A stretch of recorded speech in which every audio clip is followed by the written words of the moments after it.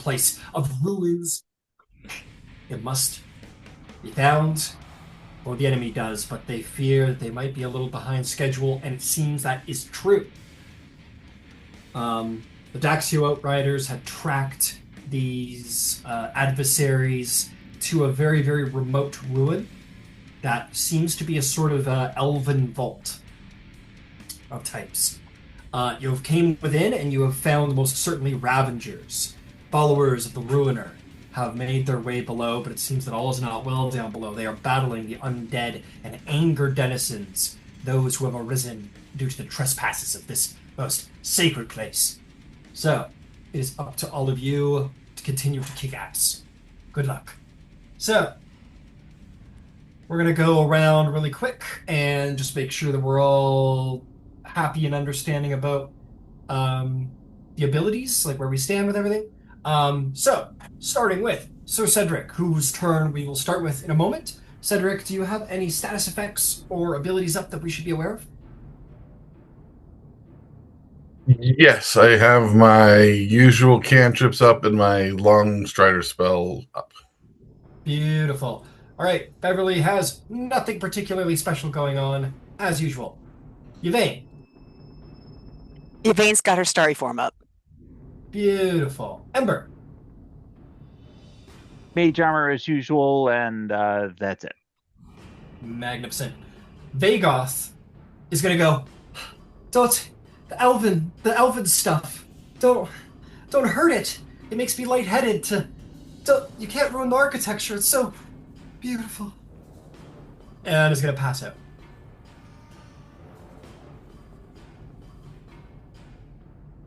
Kira, what about you? Her trident, and I think that's it. All right, Drytrin. Elemental attunement currently. Magnificent. And as for my berserky boys, nothing particularly special going on there that you need to know about. Cederic!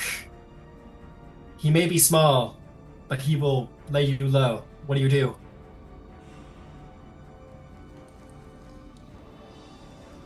I just need to see where I am in relation to everybody else. Well, there you are right there. And this is kind of where the center of the combat is occurring.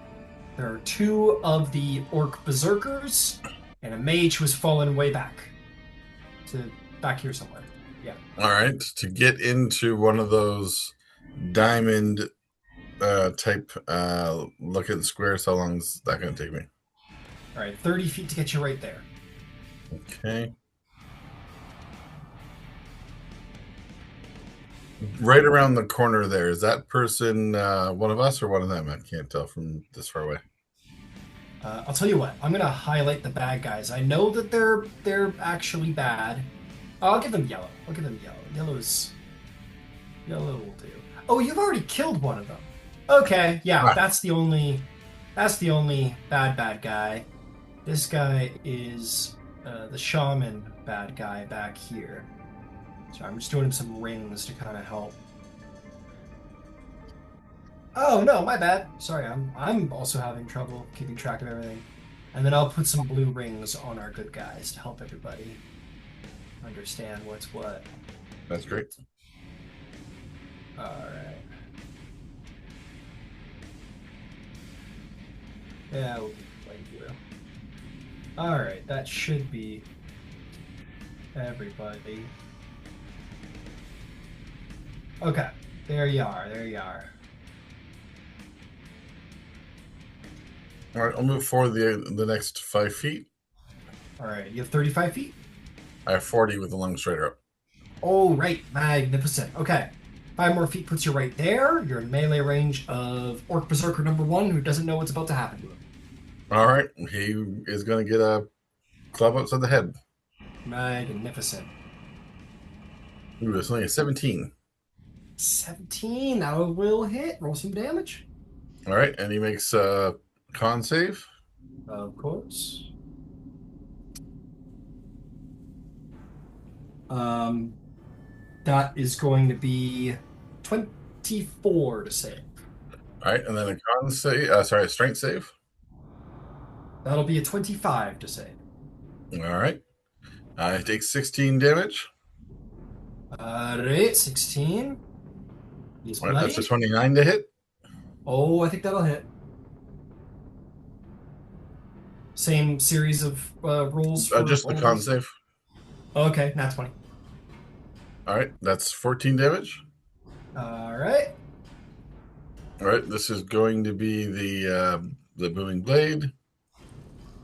Alright. Another con save would be 19 to save. Right, that was an actual 20. Oh, very nice. Hell yeah.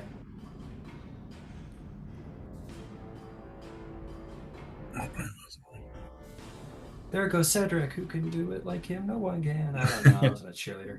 That's 20 force and 20 thunder damage. Ooh, 40 damage? Yep. Yeah, that time. So you like, whoop bam, and you're like, shit, it's not working, and turn around, then, surprise, bang him in the side of the head, and his head explodes from thunder. You're like, oh, everyone's like, oh, shit. Ooh. The hell if I'm cleaning that? Vagoth awakens just for a second. He goes, no, blood splatter. That's on the filigree. Do you want to do a little healing here on our downed friend? I'm unconscious. I can't be healed. I'm just unconscious from this Okay. because I'm not I'll, here today. I'll move into the square the guy just killed and take the butt end attack against the other guy right there. Beautiful. Of course, like, maybe not. No, And I don't know if that's karma or what, but that's a natural one. oh, okay. They're not here today. I'm not gonna make you friendly fire someone who's not here today. Okay, yeah, you swing and you just wildly miss. Unfortunately, is there anything else? That's my turn. All things in balance. All things the way Thanos intended. All right, here comes Beverly. She goes, oh my god, I get to do it! I get to do it! She taps her heels together, and her boots begin to shimmer, and she sort of like leans down like Flash, and takes off across the battlefield 60 feet of speed. Woo! She just kind of screams as she goes, because she's not used to going this fast. And she'll suddenly end up behind the orc in a flank. She'll sort of after image behind him, and he'll go, Nani? And then she'll bring the great axe down on her. Just like a bloodlust in her eye. She's like, yes, yes. I guess so, because that's a 29. And that's cocked in all fairness. The other one is a modified 20, so both of those will hit it. Oh boy, we got a lot to do. Alright. Has this guy ate anything yet? Probably. Ember's here. Yep, he definitely did. Okay, here we go. So here is going to be all the slashing damage. 10 is going to be 17 initial slashing damage. Plus radiant damage from her super cool sword is 10. It doesn't do the job, but she got a second attack in there that hit. So I'm looking, that's going to be 7, 14, yeah, 15 slashing damage.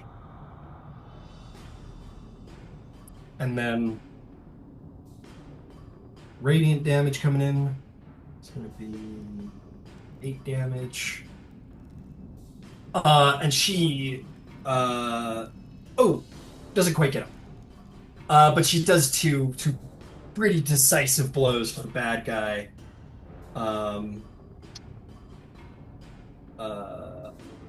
And then fuck it, she'll try and finish him off. She'll call in a spiritual weapon.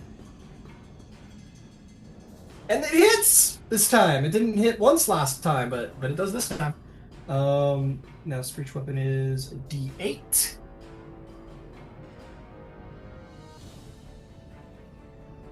Uh, 2 plus her 5 damage is just enough. You guys essentially see what seems to look like it looks like the silhouette of like a gold shining like king, almost like an old like you see the nicely groomed beard and whatever and like the robes, but he's wielding like the same sword except it's all sort of light and silhouette as if it's coming out of the sword and like striking with Beverly. So it's as if the king and the sword emerges to fight alongside her and does take the final blow, slaying the enemy. She's like, woo! And I've got speed left. Ah! Keeps running down. And that'll be her turn. Yeah. Oh, it's fine. All right, Yvaine, you're up to bat. What do you do? There's just a shaman left. Oh, shit. Because Kiro, I know, is looking like... Can I move forward 30 feet, please? Of course you can. Or at least let me move forward enough to be able to see Kiro, because she's not in the same room with me, I don't think. Drystrand's floating over there. I'm actually... Where is Kiro? Oh, Kiro's right here. So, I don't know why. Whenever I turn off Tailspire, it randomly picks a couple PCs to put on the jam layer. I don't know why. But anyway, right there. Right in front of you. So, yeah, what I would love to do is give a 4th level Cure Wounds to Kiro. So give me a moment to do that, because I think that they are in need. Pardon me. I'm simply trying to find the thing. No, you're All good. right. This is actually kind of like an anime like opening shot if you think about it. It's like all the bodies everywhere, the action shot, Vagot's fully having like an anime on the side thing going on. Actually looks a little glazed over on the mini.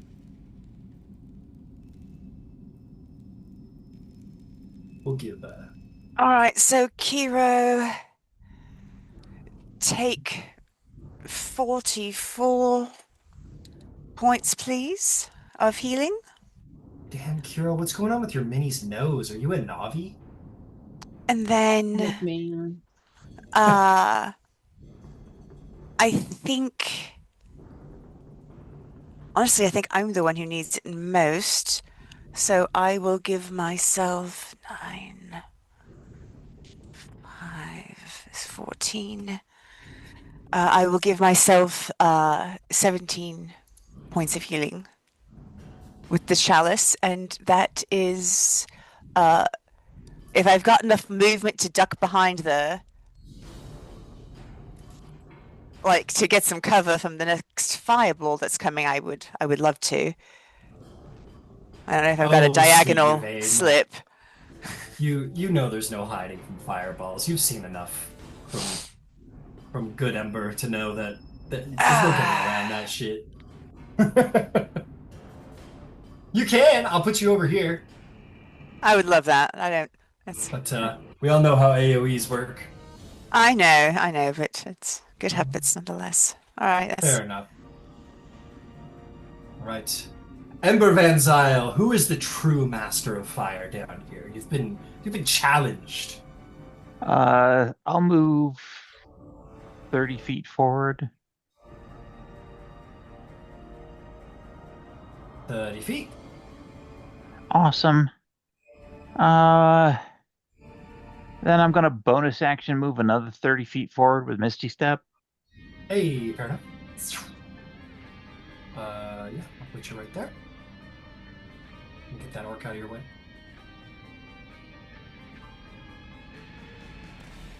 Hey, Bub. Where do you think you're going?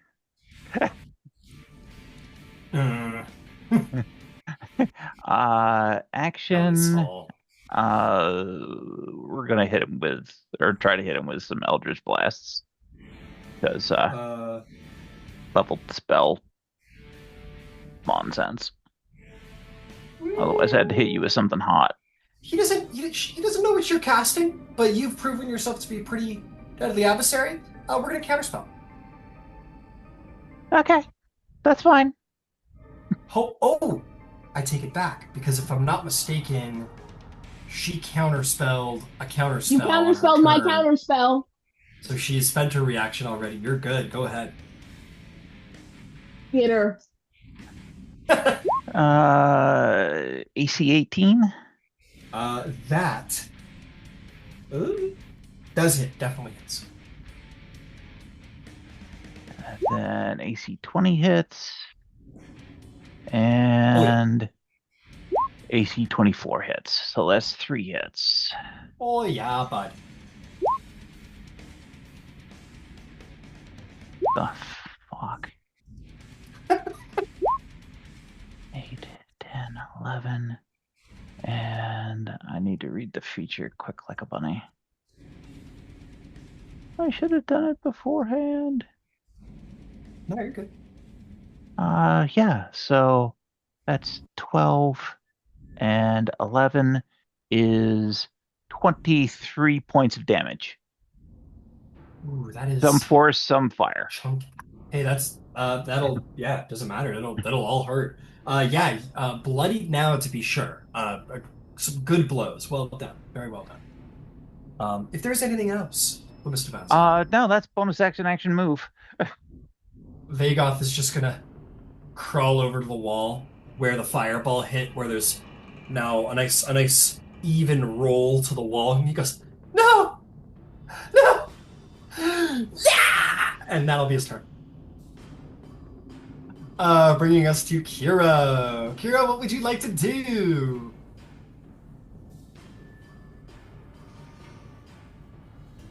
Oh god. First, catch my breath. Second of all, how close am I to that shaman that just burned me within an inch of my life? Let's see. Straight as the bird flies, 55 feet. If you need to get in the melee, allow me to just be your personal GPS real quick. And yeah, 55 feet will get you in a melee as well. You gotta go around some folks. Can I see them at the end of the hallway? Oh, for sure. 55. Can I take my 30 feet forward and then cast Eldritch Blast, or would those be a disadvantage? No, not at all. If you took your speed forward, it would be more helpful because there wouldn't be any allies between you and them. I'll do that then. Excellent. 15 puts you there. 20 and 30. You got nice clean shots. Go for it. Wonderful. First one's a modified 20. Hey, that'll hit. The second one is a 9. 9 will not hit. And then the third one's a 17. 17 will hit. So 2 hits.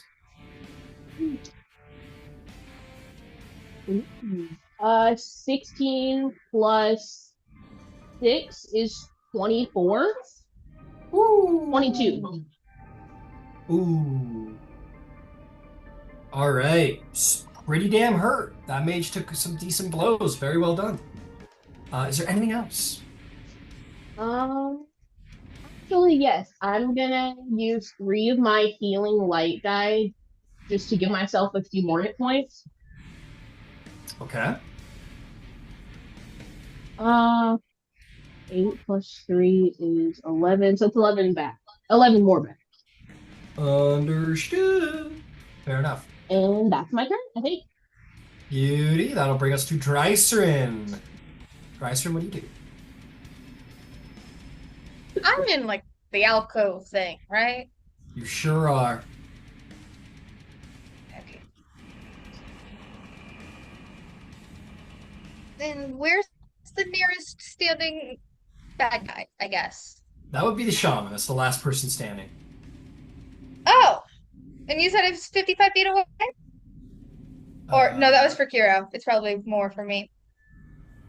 Yeah, you're a little more ways off than Kiro, that's for sure, because you got to run out of alcohol. So 30 feet gets you here to the point where you're actually able to see your adversary. How much speed do you have total? 55 Very nice. Okay, so 30, is my walk. 35, 40, 45, 50, 55 gets you right there, which I'm afraid is a little shy for your ranged melee blows. Yeah, that's 20 feet away from you still. Mhm. I assume you could always, keep I'm going. gonna bonus action, step of the wind. Yeah, you're a monk. You don't have to stop. You never have to stop. Okay. No. You run It's 15 not additional feet forward, right up to that person's face. You're like, okay, I got a lot to contend with. I got the person with the sword, I got the fire guy, and then just like a lightning bolt, just like around through your allies. You're suddenly in that person's face. Like Toby Maguire, if he was a good pizza delivery guy. And instead of actual melee combat, she's been seeing spells thrown around. And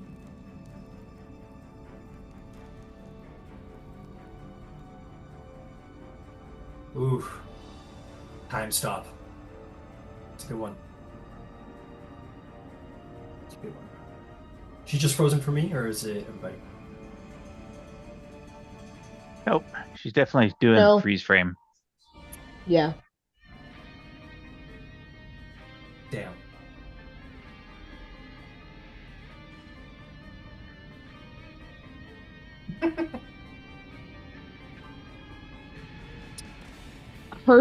She said her Zoom just kicked her out. She can tell you what she wants to do. She's sitting Yeah, there. I was gonna say, I should be able to. You can tell them now. They can hear you. Can you guys hear her? No, I think your sound suppression is cutting her out.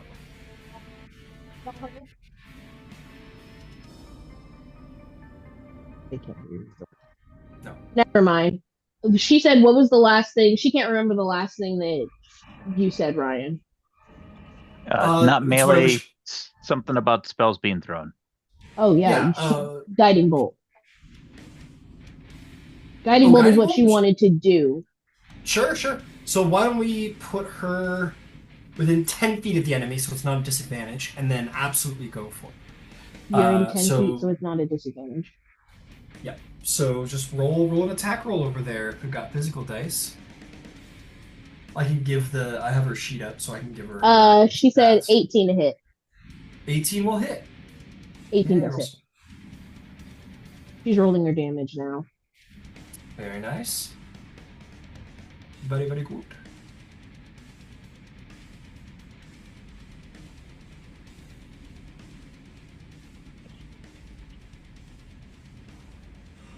Actually, Ryan, she asked if you can pull it for character sheet, just so she knows what her bonuses are. Sure. 4d6 is the damage for a guiding. 4d6.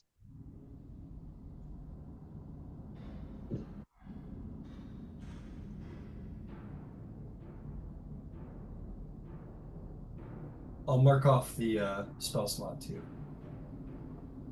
She said 16 for the dice, and then whatever her modifier is, plus whatever her modifier is. Sweet. There's no modifier on a guiding bolt, so 16 it is. That is going to do the job. You got her. So Drycerin pulls back and just like comes running through and just like slingshots this bolt of like lightning radiant light that just like singes and burns through the shaman, sending them flying off of their feet and back before they can cast another spell. And that will be the combat, friends. Well done to Drycerin. Even frozen, still manages to kill someone. It has to be a monk thing. Must be a monk thing. Nothing can stop the speed.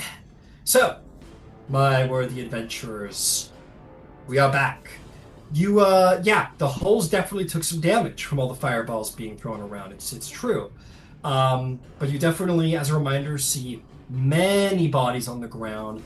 Berserkers, stabby stabbers, all seemingly members of the Ravager by various symbols they wear, or just they all seem to lump together quite nicely. But amongst them seems to be the skeletal remains of what looks to be like knights, but clearly in armor of the elvish design that has faded over the course of being interred for hundreds of years. So they lay dead as well. It is not.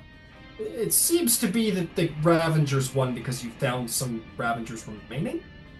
There was that hole in the wall earlier, but there is, of course, a right turn at the end of the hall to a door. So you guys have several options. You could investigate the interior hallway. There's these beautiful long mosaics that seem to like tell a story, not unlike that one place you went to very early on in the adventure. Very much there's stories here. There's ancient lore to be found here. So you are all more than welcome to do whatever it is you want. Yvaine would like to look at the mosaics. All right. As you look at the mosaics, it is very clearly like signs of the the battle. What tools are you proficient?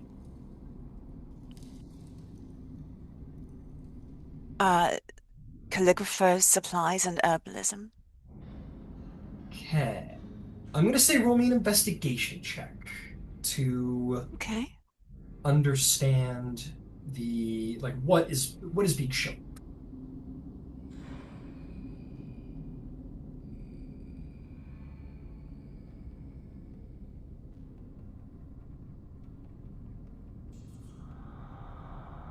No idea. I was an 11. You see, you're just taken by the beauty of them. They're very, very well crafted, as you would expect from elves. Yeah, they're just very fine. But what you would see without issue, without any of you would see without issue, it seems to be like elves, armored, not dissimilar to the ones who are armored down here. And it shows battle. It shows battle between them and what looks to be like goblinoids and orcs for the most part.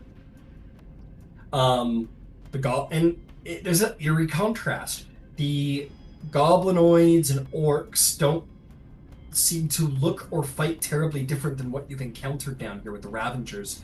Just sort of savage, barbaric, rending monsters. Whereas the elves are elegant and well-equipped and beautiful in their finesse. That's what I'll give for all of you. And Yvaine, you kind of just they're beautiful. And what you know of the Calamity is that it was a very harsh time to be alive. The fact that they took all this time to carve the beauty into this place says something about its importance.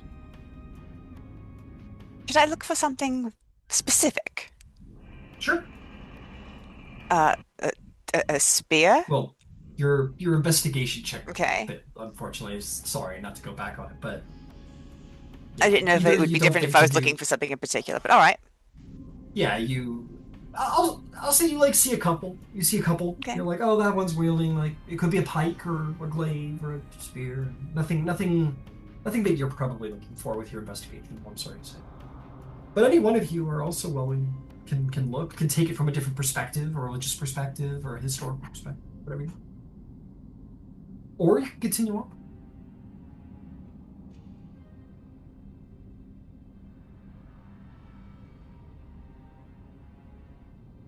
I mean, we should search the priest. Anyone? Yeah, absolutely. You find another wand of fireballs. No, you don't. You definitely don't. No. You look through their person. They're wielding a very brutal shamanistic staff. Thorny and cruel, and it looks like it has been used as a club or a quarterstaff interchangeably, and then it has done some probably pretty menacing unnecessarily brutal damage. It's comparable to like a baseball bat with nails through it. It's like it's a staff with yeah, you know when you take like a log and you snap all of the twigs off of it, it leaves those like just like the butts of the twigs that are just like these like hard, you know, rough notches. It's like that. Someone very roughly made this and intentionally so. It's a brutal staff. It looks not nice. But it is a staff nonetheless, and it doesn't seem to be anything of tremendous importance. And let's be honest, even if it was, would you want to attune to it? No, I was actually primarily hoping that he had a map, documentation about where to look, what they were looking for, that sort of thing, as opposed to I'm looking for intel, not loot. Very fair. With that very sound logic, because you're right, um, this isn't a place you just stumble upon. You're absolutely right. There is no documents and what have you. So that would tell you that someone who is here or has gone still was above this person. This doesn't seem to be a leader because they do not have navigational tools or maps or anything. Also, take Okay. inspiration. That was a good chunk. That was a very calligrapher-based piece of logic you put out there. Very, very good. Okay. I had said previously that Daxio Outriders had made a checkpoint for you guys. They're not going to. They'll begin to extend up into this hall a little bit, and they're like, "Oh, I see your friend has battle fatigue has taken them. We will be sure to take them back to camp for their own safety." Thank you. Thank you very I carry kindly. out Vagoth on a stretcher, who's fully like not unconscious, and goes, "Don't hurt the imagery. Something could possibly be learned." As they are carried away on a stretcher. That was not an accurate representation of that character, but we're here. I think before the door, we ought to take a look at what they broke. Yeah, I'll give that to you as well. If anyone has mason tools, I'll give them advantage on this check. But yeah, Ember, if you wanted to look at what they broke specifically, maybe a little insight or investigation check just to kind of figure like what exactly happened here and why. We'll go for investigation because I don't do insight. How about a 25 for investigation? Hey, very good. It's a lot more rough than what you have seen from the Ashari of Terra, but nonetheless, this is essentially, in essence, like a pass wall. Someone used magic to very quickly burrow through this wall.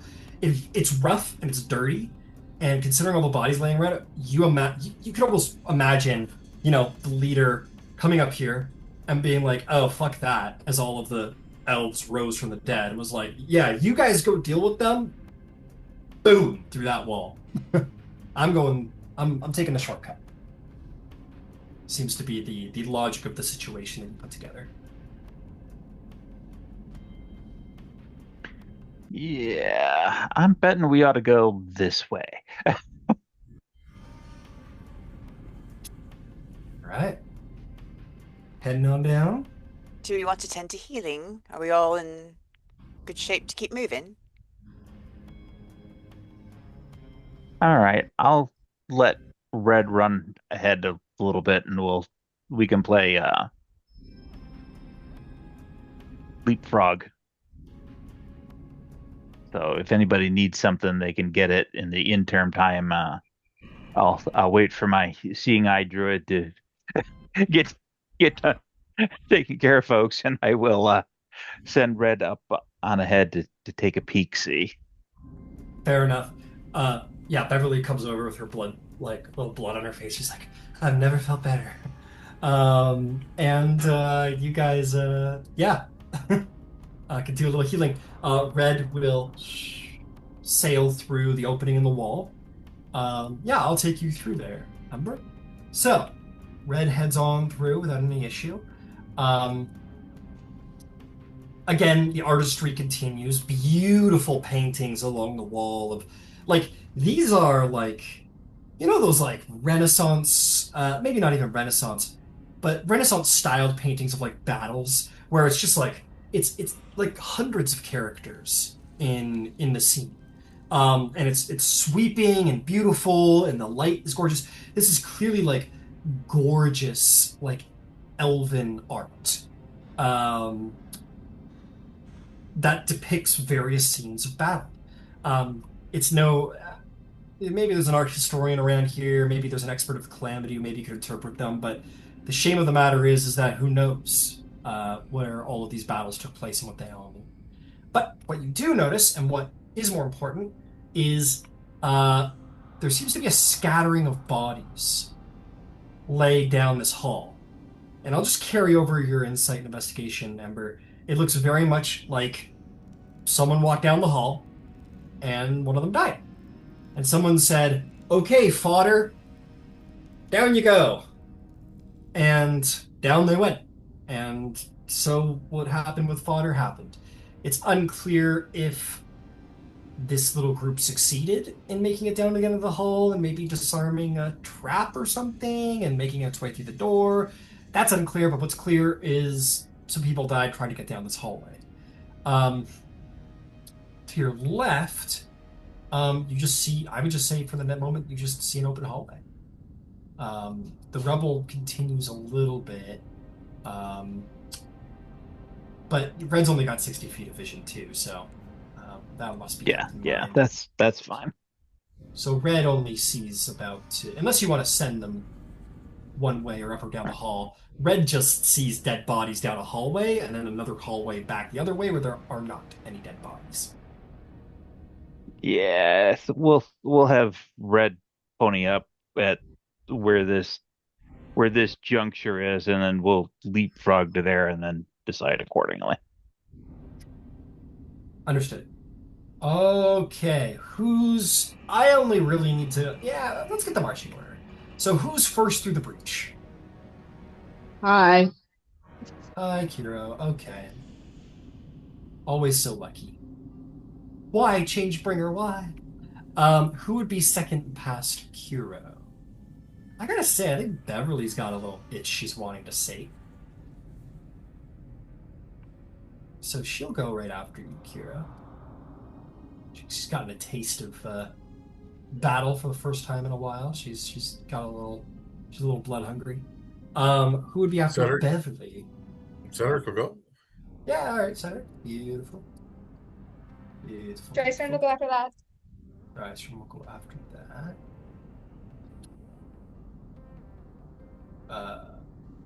Who next? Yvaine number? Yeah, and I think I'm in front of Ember so I can be the Sing-Eye Druid. Alrighty. As you come down this hallway, yeah, nothing yet.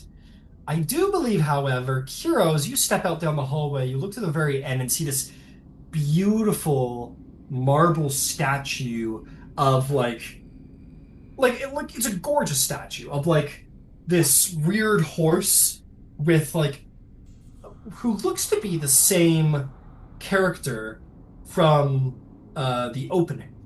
That character in the statue in the gorgeous armor. And he's like astride a horse, and he's sort of like wielding. It's very much like your knight's pose, right? But it's gorgeous. The mane's flying in the air, and whatever. But almost protectively, you hear this,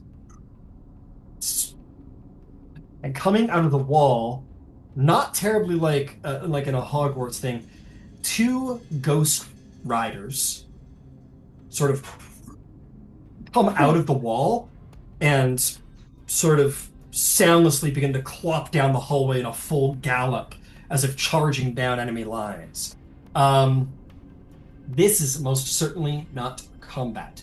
This is a dexterity saving throw. I was gonna say, Hero seeing that, is gonna yell scatter and try to dive out of the doorway if she can, if there's time. Fair enough. It's really just for you and Beverly. So make me a dex save, and I'll make a dex save for her as well.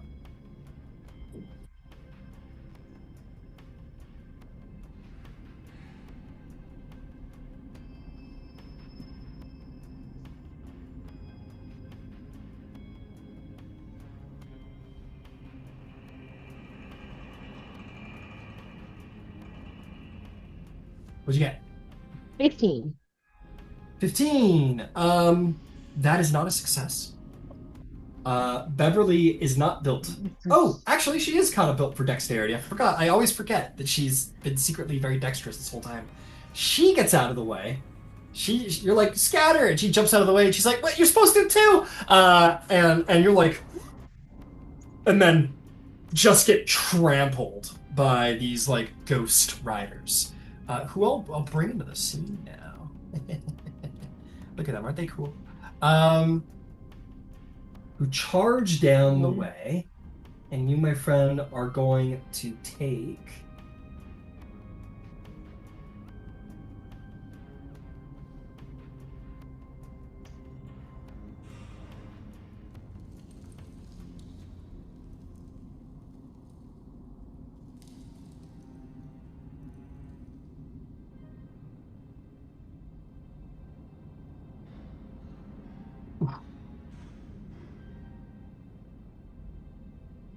Going to be 32 points of necrotic damage.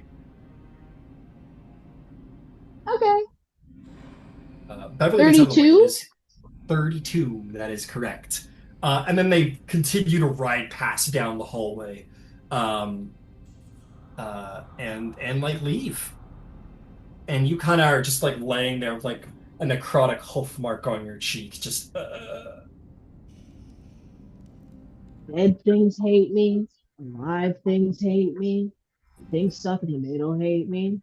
I hate holes. As you're just laying there, you feel a hand grab the front of your armor and drag you back into the hole. And Beverly says, "I don't hate you." Thank you. Please tell me you're the only one that saw that. She turns around to the group, and I think everyone saw it. You get that. At least Cederic and Drystrand saw it. Then she'll kind of get up, turn towards them, just turn towards them and go, horses in the hallway. And then look out of the hallway this time before she steps out of it. You look up the hallway, and you would see those same two knights are at the opposite end of the hallway, and they are just sort of like waiting for someone to step out into the hallway. The first one definitely acts as like a trap. You guys are now aware of the trap because to be clear, these things moved very fast, which is why I brought it down to a dex save. Their horses have a 200-foot speed. So there was nothing to be done but jump out of the way. With that said, the initial attack out of the way, we would be able to call it an initiative if you guys wanted to step out and try and fight these ghosts.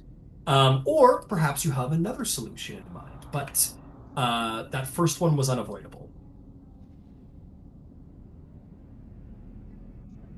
Is there like a hallway across from us, or is the hallway that we're in, does that end and then it's the hallway that these ghosts are in? Make me a perception check as you poke your head out.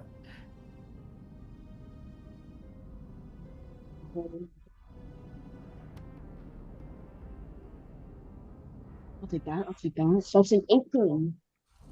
What'd you get? 18. 18. You think you've got at least two immediate apparent options. There may be more, but none that you can see just because of perspective.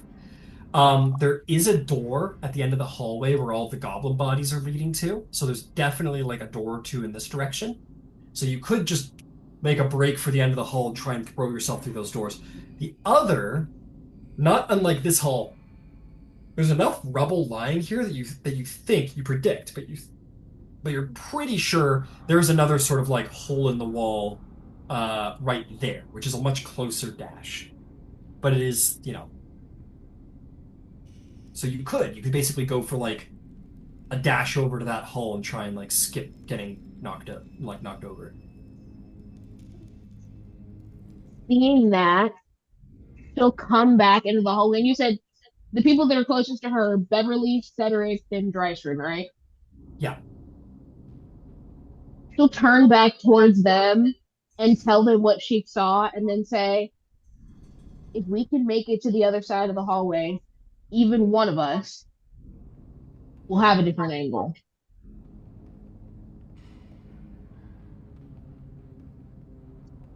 I think I can make it. Or take a hit if I don't.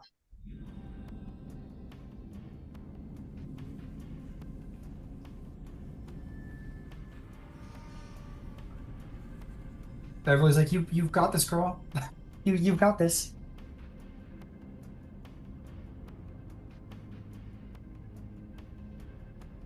If they're ghosts, that's a type of undead, right? Uh-huh. So Yeah, Beverly's like, I could either yeah. I could try to turn undead You sure with the could. channel divinity slot. Beverly goes, okay, I'll be the bait. Sure. I'll draw them in. Kiro's already served the front line well. It's my turn. I'll cover your backs. Okay, here I go. Come on, King. Come on, King Sword. And she will step out and she will say, bring it on, ghosts! And she'll like, oh boy, oh, they're coming. Okay.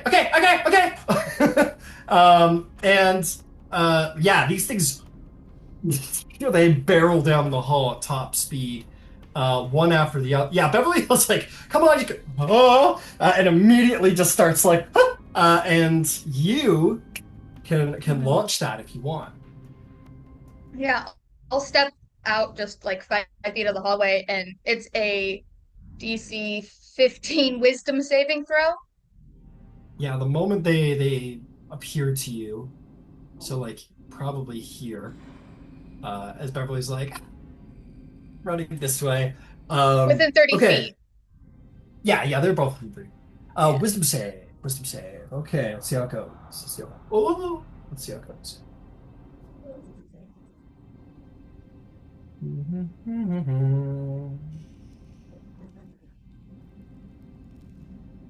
Okay, that's wisdom.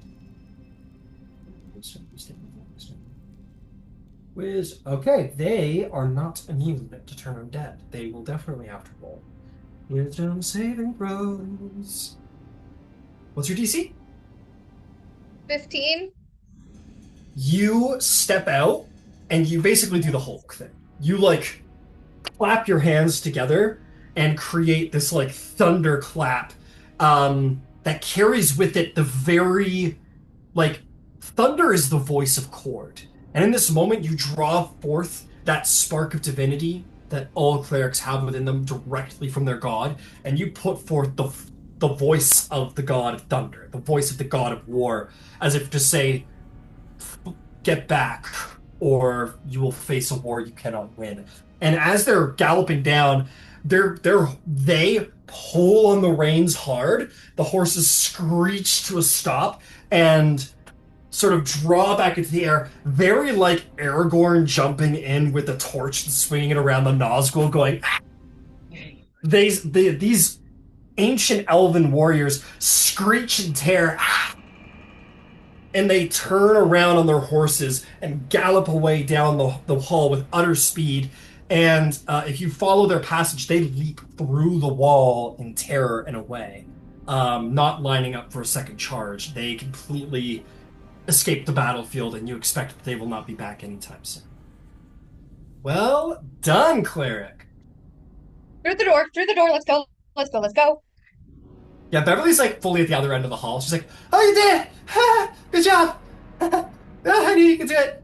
I had full confidence, that's why I didn't." Anyway, and, she has the boots too, so she fucking took off. Okay, so are you guys going to the doors where Beverly ran to, or are you going through the broken hallway? Yeah, let's follow Bev. Sure, absolutely. Okay, you guys, I'll move all you guys if it becomes relevant. You make your way over to the end of the hall. You guys are like, "Damn, beautiful statue." Two doors, right or left?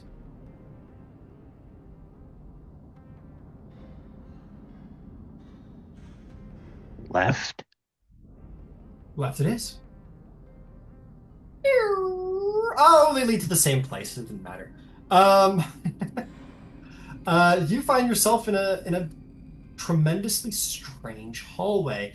It looks like a pedestal, a very beautiful pedestal, but there's like nothing in here. Like this definitely looks like the place where like the master's sword should be in the stone, or the crystal orb should be sitting on the table, but there's nothing. It just seems to be like a room with a beautiful mantle dais with nothing on it.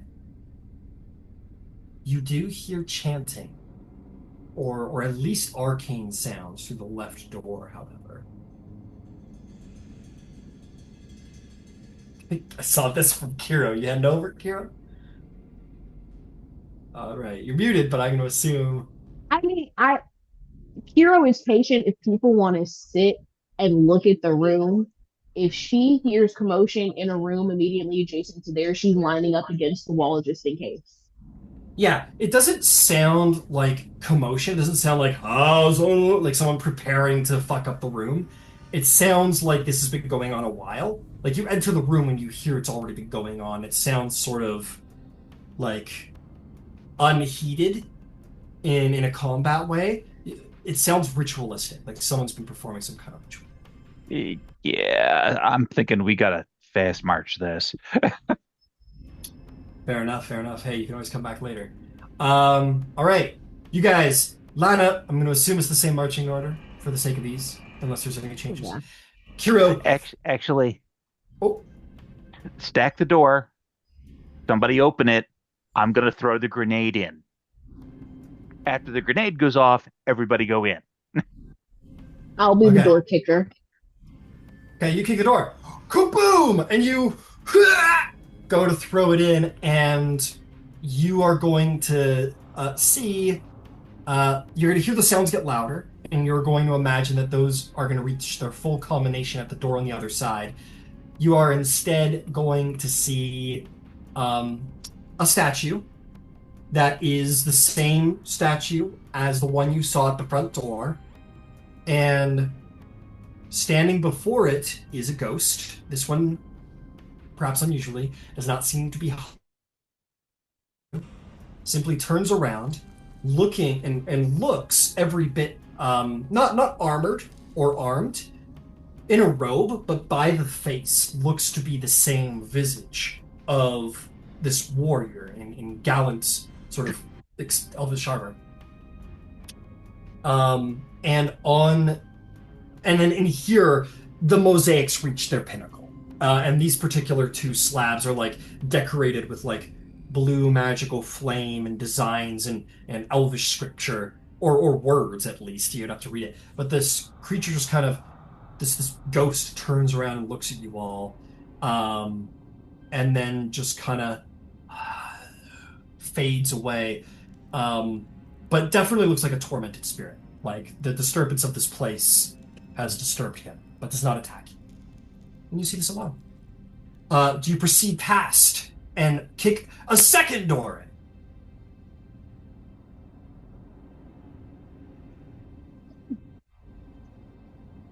The statue in the middle of the room, you said the ghost that we just saw has the same face as that statue, right? Yeah.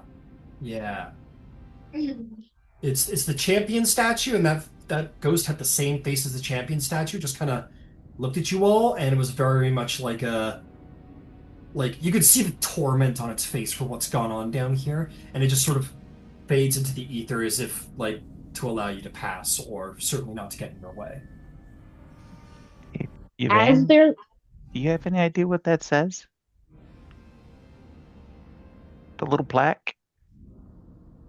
If there's a little plaque. Yeah. It's lengthy, I will say that.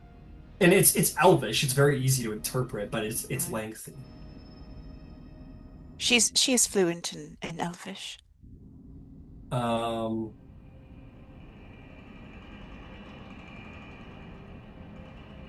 Okay.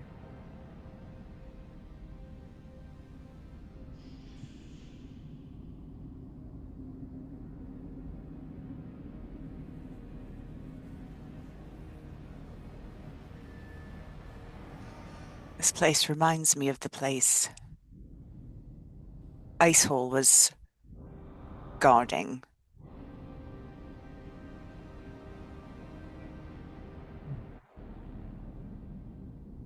Oh, sorry, just half a second.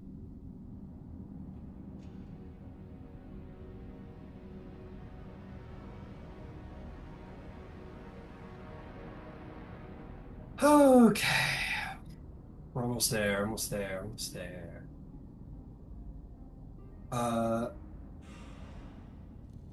It says, "Not by roar nor riven field did ruin's champion fall. The earth had split beneath his tread, and the sky had learned his call. His wrath was storm and breaking stone, his blade a falling star. Each blow a promise to the world all things are meant to mar. Yet dawn came soft on silver grass, and with it walked the still, a small form in tempered mail, a vow more sharp than will. No cry he gave, no banner raised, no god upon his tongue. He watched the rhythm of the rage and waited till it sung.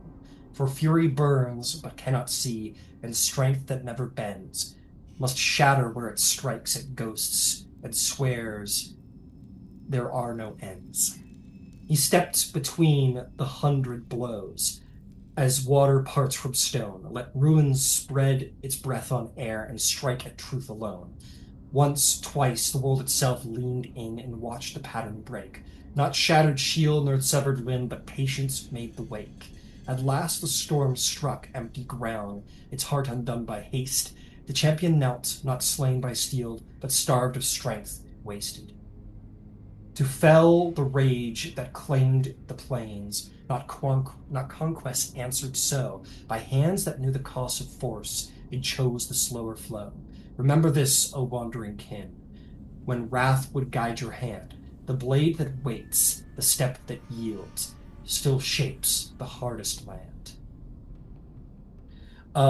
And very clearly having depicted that, what is depicted along the walls is literally almost like almost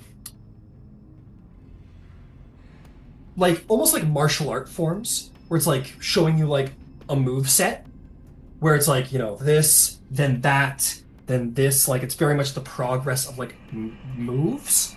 You see on this wall depicted in great artistry a battle between this the hulking orc, like unrealistically large hulking orc, bearing a very brutal looking spear, facing off with a rather almost ballerina-esque looking elvish man,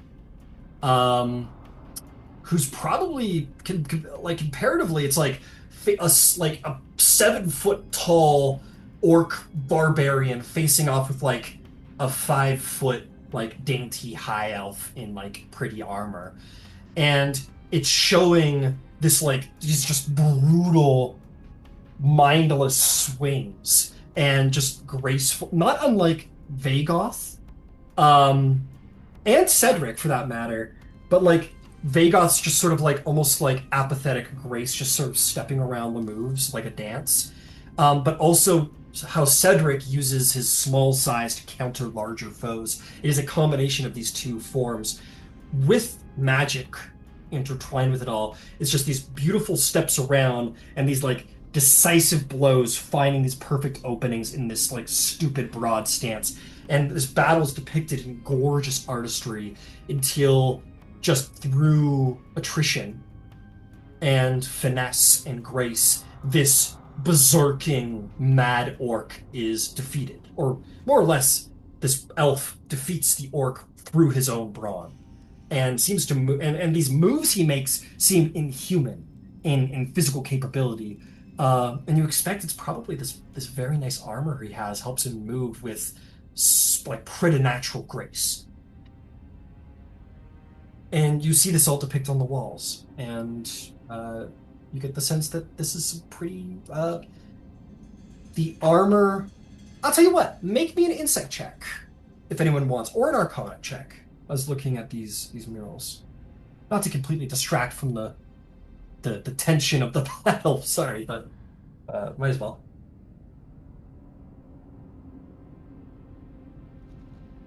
Insight, dirty 20. Insight dirty 20. Who else rolled? And what did you roll? Insight. Sorry, 22. Got it. You'll learn the same thing. Dryster, did you want to roll religion? So you can roll religion could be thrown in here too if you want. I'll roll religion. Okay. That'll happen. Yeah. Nat 20. Hey, there you go. Plus 7.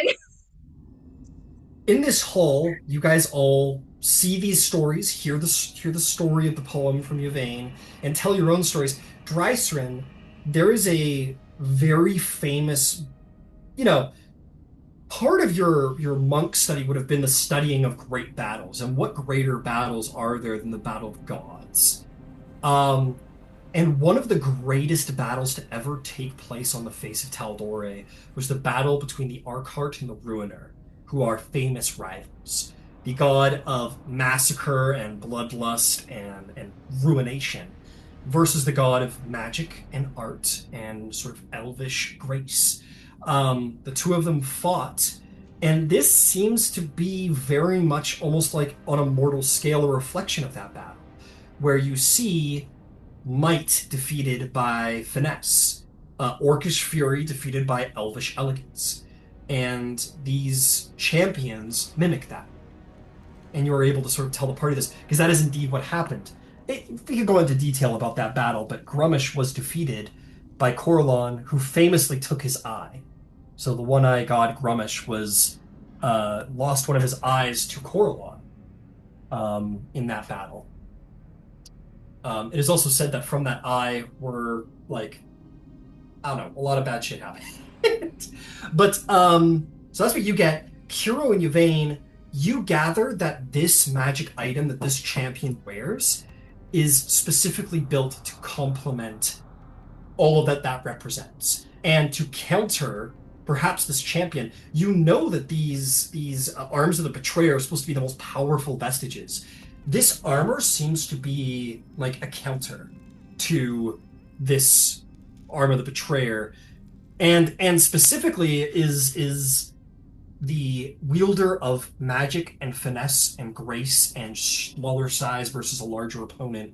It's a manifestation of all these things is meant to counter the larger, bigger opponent. That is what this vestige is built to do, and it helps people move with preternatural dexterity, wield magic, alongside combat. It's like the ultimate elvish battle mage armor, essentially. And you see that, like these moves that they're doing on the walls are impossible for what is possible for the normal body to achieve. The grace and speed is just far beyond the excess of what a human could do. So this vestige brings to its wielder tremendous grace and a counter to all things savage. I'm assuming if Kiro and Yvaine are doing similar checks and they're looking at all the murals in a similar way, Kiro will kind of, if they're taking a minute, wander over to Yvaine and kind of lean down and look up at the mural and go, think the soul can find it?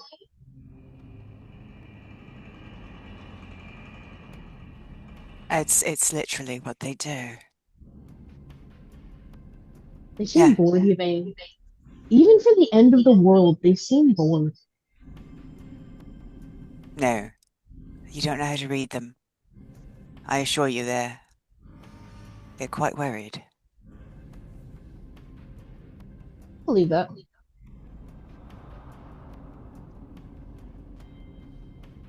All right, let's kick this door down and deal with the interlopers. Right. Understood. Oh, okay. Hang on. I gotta do a little finding where I am. In our wonderful little thing.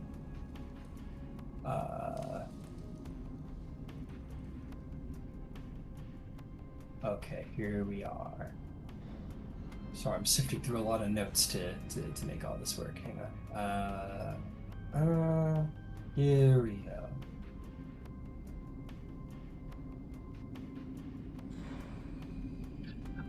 You guys, boom, kick down the door, and you are going to see the following. On a snapshot, I'm assuming, yeah, you're doing the grenadier thing, whatever. But you throw down the door, and you are going to see there's a number of stabbers in the room. Several rocks have been brought down to sort of like cover the sarcophagi and around the room, and you could hear the like as whatever undead entities are trying to get out of their coffins, but they've been weighed down such that they can't. A couple stabbers kind of and there's this one shaman standing in the middle of this very, very intricate, and by the way, familiar ritual circle that you have seen back in Westruun, in the place that you burned down. And at the back of the room, you are going to see this elegant moon elf. She is like purplish skinned, like a dim purple skin, not terribly dissimilar to Yvaine. Longer pointed ears. This is a moon elf. She has like lovely sort of like lilac colored, bright lilac colored eyes, and sort of like sweeping ginger hair. She's very beautiful, very elegant. She is wearing like somewhat scholarly robes, but there's definitely elements of the ruiner somewhat elegantly sort of like across them, sort of adding shamanistic to the scholarly part.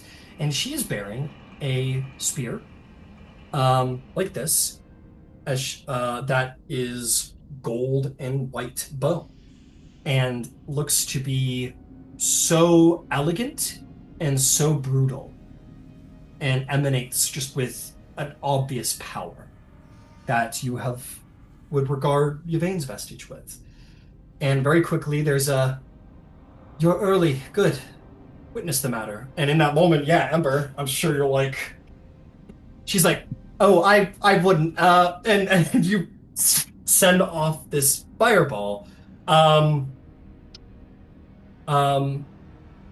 am going to need. So what happens is, as the fireball goes off, there's like and then the magic is sucked into the ritual, and the person in the ritual gets blasted, like takes the damage to the face and gets like charred. Definitely roll me damage, Ember. And it is going to sort of like wildly basically blast out in like a wild magic surge. I don't get to do these a lot.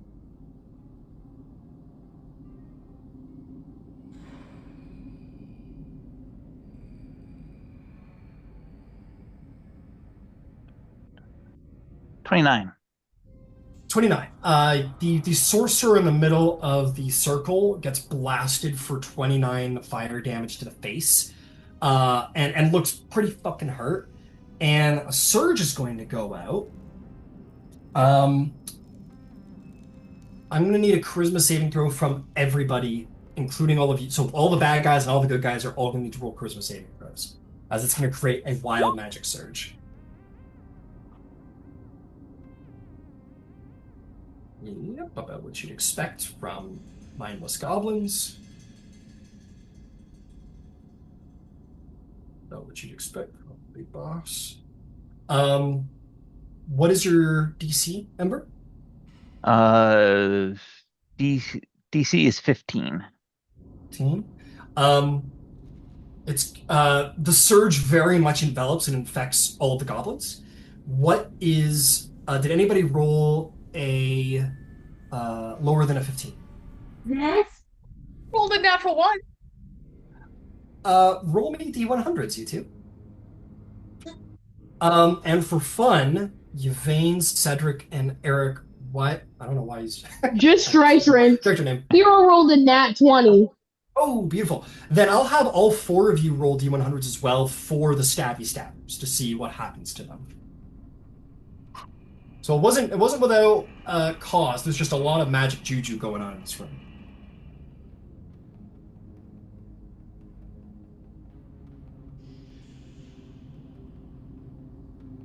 $43.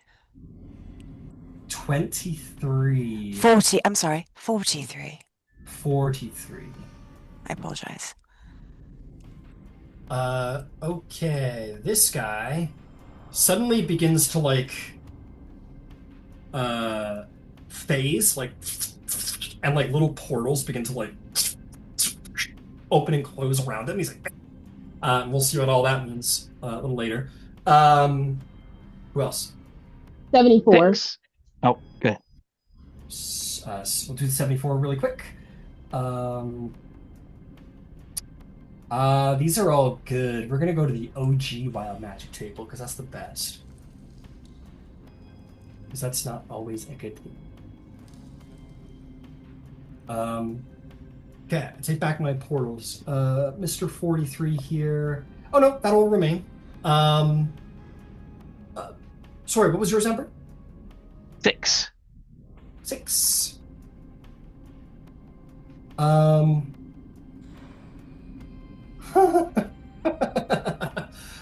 portal opens and this little mechanical winged creature gets spit out and just kind of appears and kind of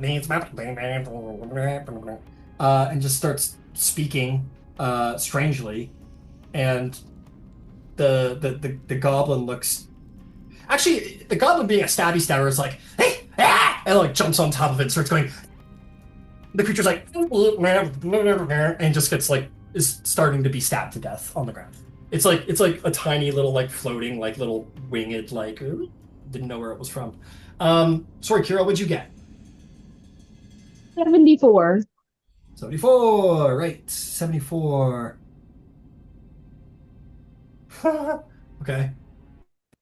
1, 2, 4, 5. 1, 2, 3, 4, 5, 6.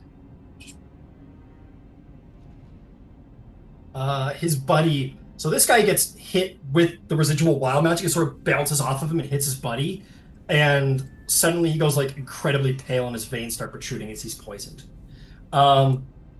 Cederic, what did you get? You're muted.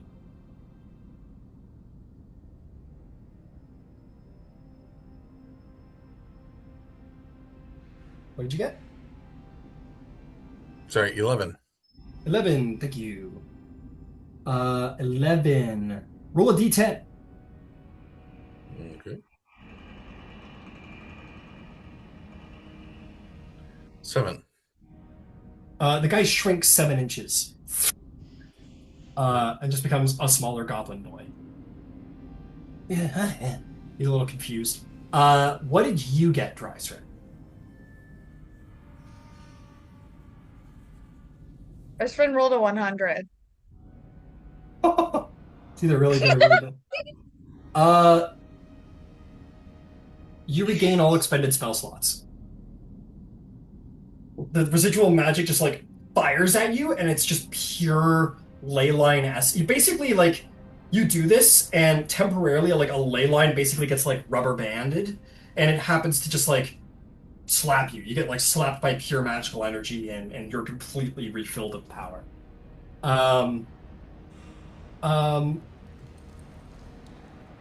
Let's see here. The elven woman goes, that was a little rude, but entertaining. And in that moment, a I'll say that fire is just like roiling around inside of the circle, just like burning this person. Um, and she's gonna like take the spear and tap it on the ground hard, and a like small localized earthquake is gonna over to the circle, and pure red light is gonna burn up into the circle. The fire will get pulled in, and the burned orcish shaman kind of and begins to like contort, and their body begins to grow, and their muscle mass just begins to not unlike a Hulk transformation, not unlike a Hulk transformation at all, except like the skin rips in places. Like it can't fully keep up with the muscle mass. It's just being lumped on. And this like 5'7" orc shaman suddenly grows in a moment to like a towering 10-foot tall monster. And the elf says, "And it finally works. It was the key after all. The Slaughter Lord is born." And she will wave her hand, and essentially what I'm sure you guys were like trying to get into the room. There was an invisible barrier, which she brings down at this point. And she says, "Let us see how he performs." And we'll roll initiative.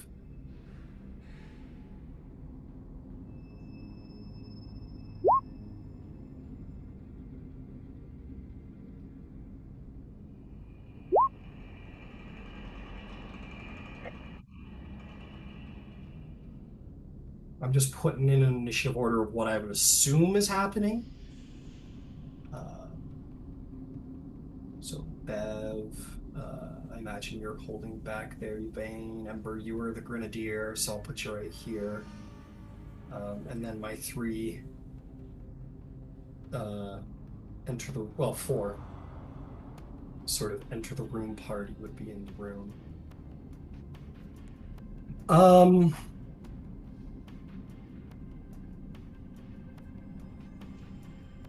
Oh, why am I doing this? Oh, wow, it's too late.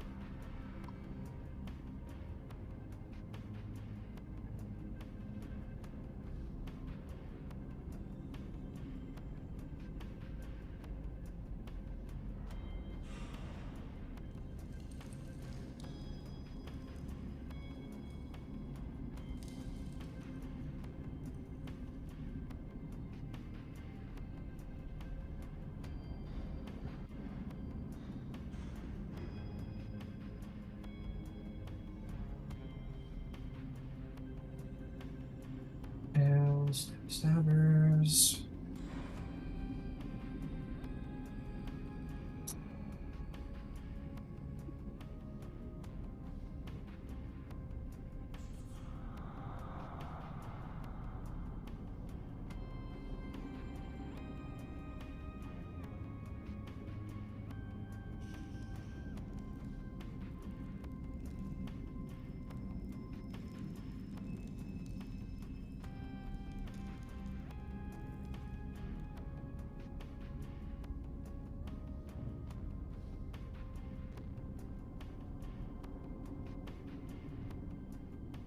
Okay. Just need to crack this window. This room is hot as hell. All right. Who rolled a 20 or above?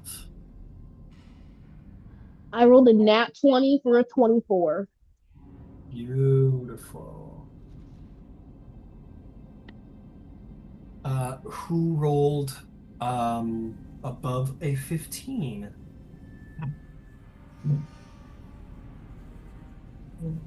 Give us the numbers. 18. 17 and 18. Excellent. Who rolled above a 10? 14. What was that, Ember? 14. 14. What is your dex modifier? Dex modifier is 3. Got it. Cederic, how'd you do? 9. 9, understood. And I was thinking to Beverly, who's at hot 10. Okay. Okay. we will get started.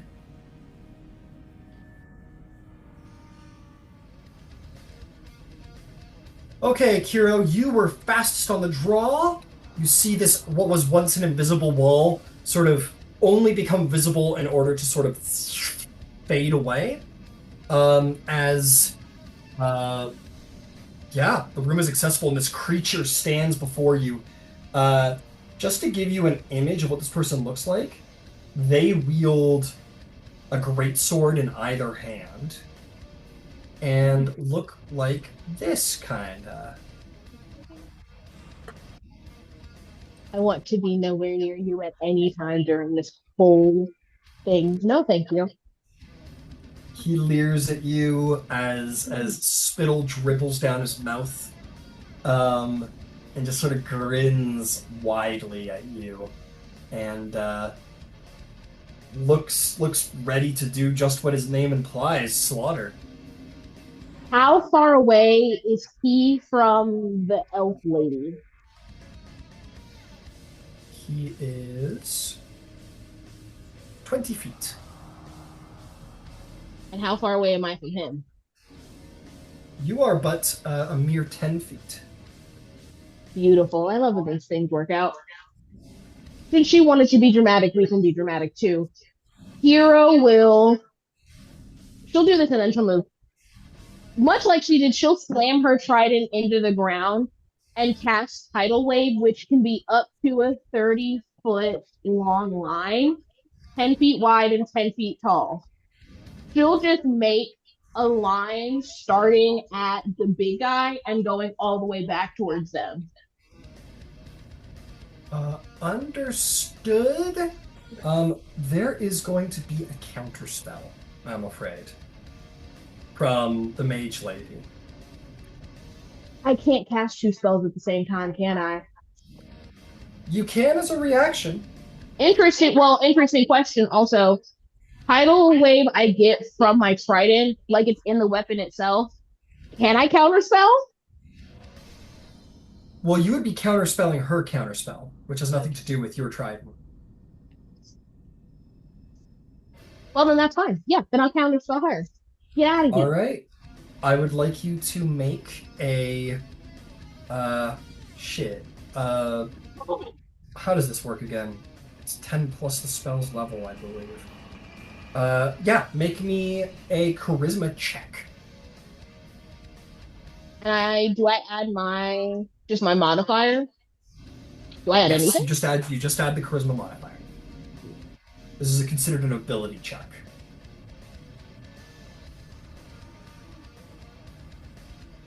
Let me check one thing first. Were they both casting the counterspell at third? Mine's at third.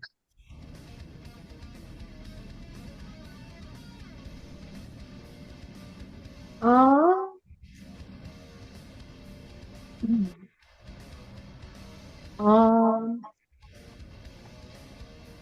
11 plus 3 is 14. But if it counts as an ability check, if I fail, I can expend the use of my second wind. If I fail.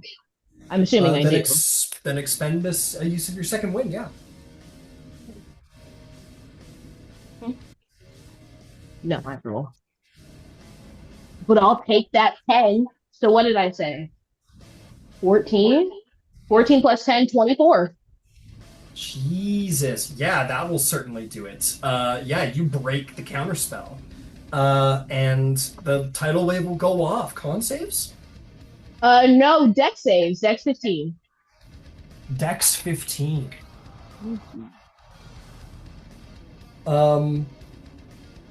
So as far as she goes, she will succeed. You will still get the half damage on her, I believe. Yep, but that half is damage, and she's not knocked prone. Understood. And the length of that is like that's gonna hit the Slaughter Lord, right? Does it hit anybody else? So it's 10 feet wide, 10 feet tall, and 30 feet long. But I can cast it up to 120 feet from myself.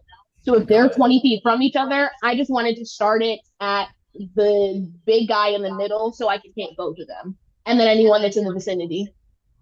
It'll hit the slaughter lord then. So because if it's 10 feet wide, 30 feet long, yeah, that's what you got to do. So you'll roll the dex save.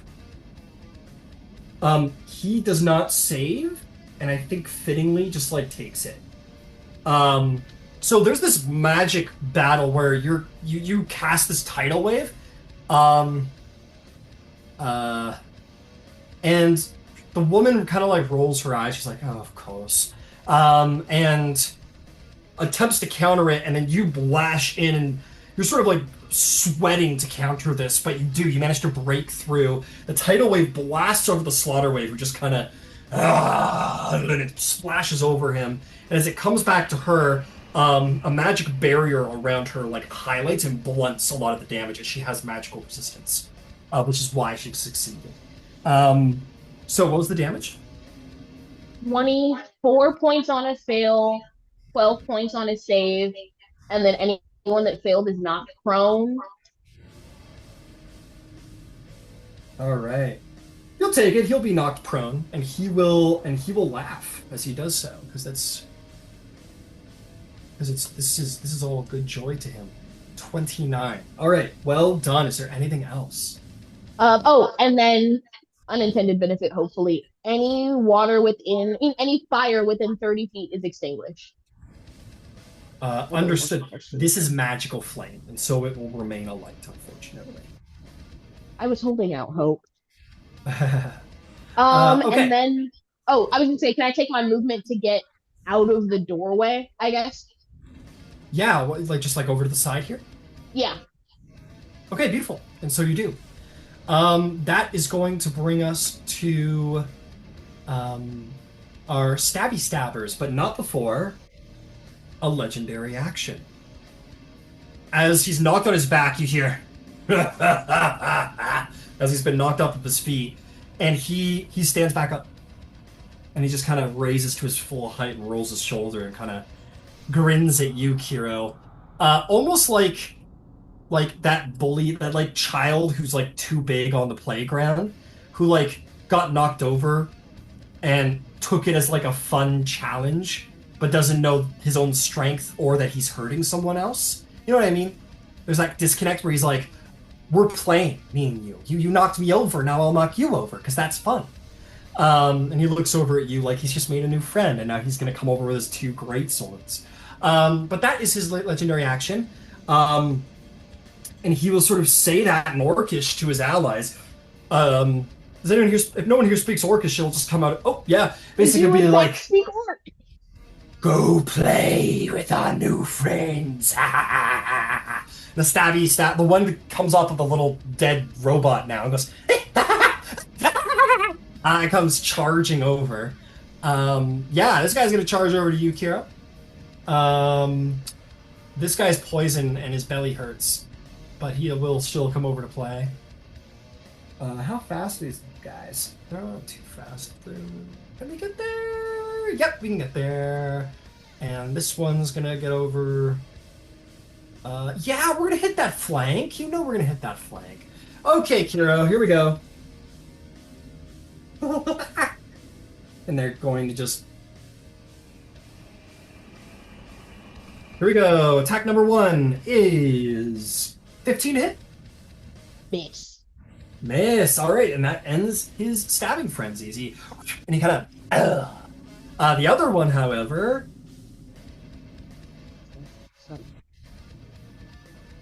Damn, man, you're getting lucky on some advantage. Rolls a 13, and will also miss. You kind of just barely get around them. They kind of they kind of stop frenzying because they're like disappointed, and that's the only reason their combat ability fails in this one, because they're disappointed. These two are going to attack Beverly. This one's like from the wild magic poison. And rolls a 17 and sort of like glances off of her plate armor. Just barely. And he kind of... and the other guy...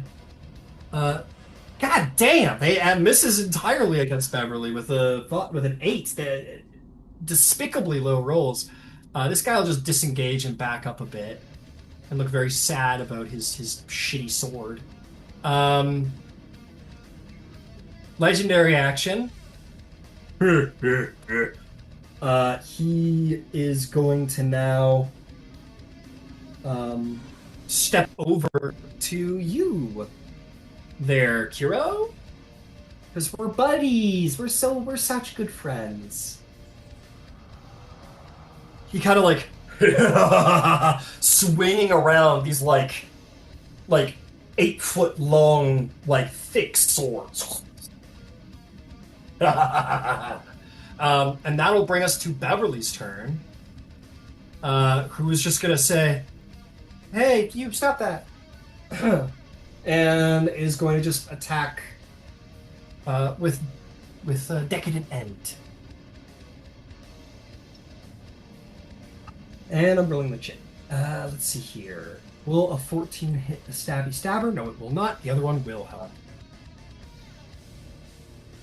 Rolling my sheet. 4 plus 7 is still 11. And with the holy damage, radiant damage, it's going to be 9. Managed to get a single blow on this guy. Bloodies him. It's Beverly's turn. Legendary action, just to complete the series before his turn. He's going to look down at you, Kiro, and sort of grin widely. And he's going to make a dual greatswords attack against you. Ryan, I'd just to say, yeah. You and I have very different definitions of friends. Hey, this isn't my definition. This is his definition of friends. That is going to be 24 to hit.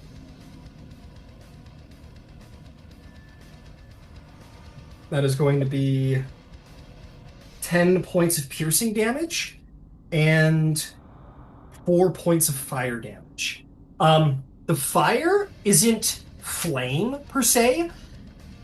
It literally feels like the blades, like from this guy, are manifesting essentially like a divine representation of like hot blood, like bloodlust, like when your blood runs hot, is manifesting as like heat along the edge of his blade, and that will come out as fire.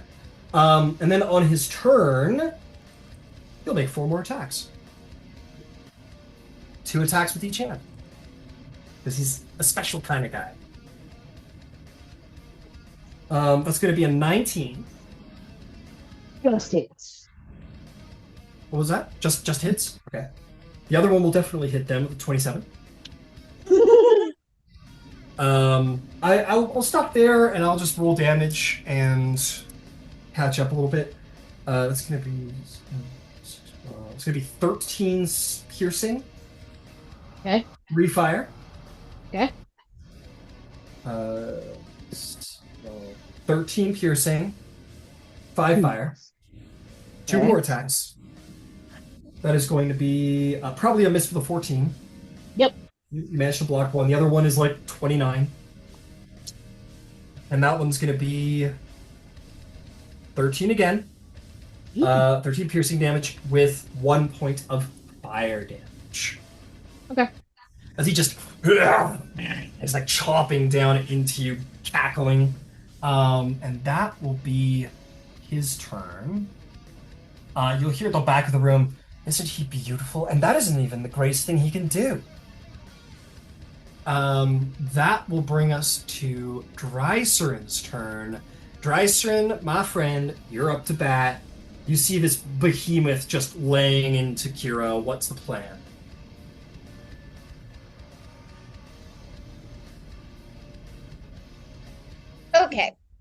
Okay. Is Kiro, Bev, and Cederic all within 30 feet of me? Absolutely. Wonderful. I'm gonna cast a 2nd level Bless. Hey, Bless is a great spell. Good job. Good choice.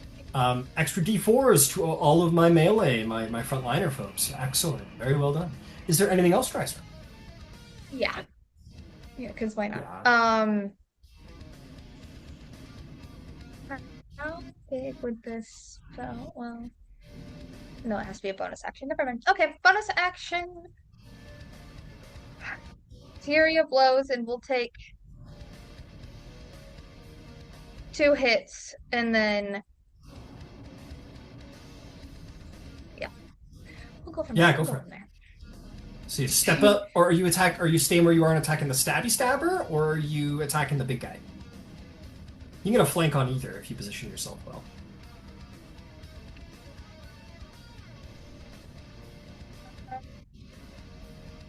I don't know if I'll be able to get rid of this small guy, but I'll try. All right. So we'll say you take a 5-foot step over for advantage. Go ahead.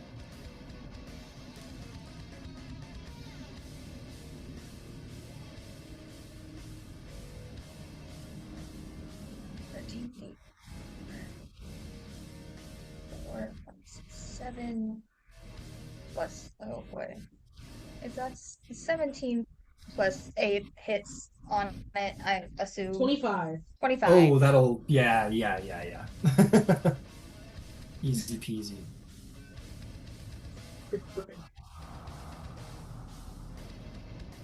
Eight, 9, 10, 11 lightning damage. And he takes it. Well done. He is not quite bloodied. Go for another one if you want. Yeah.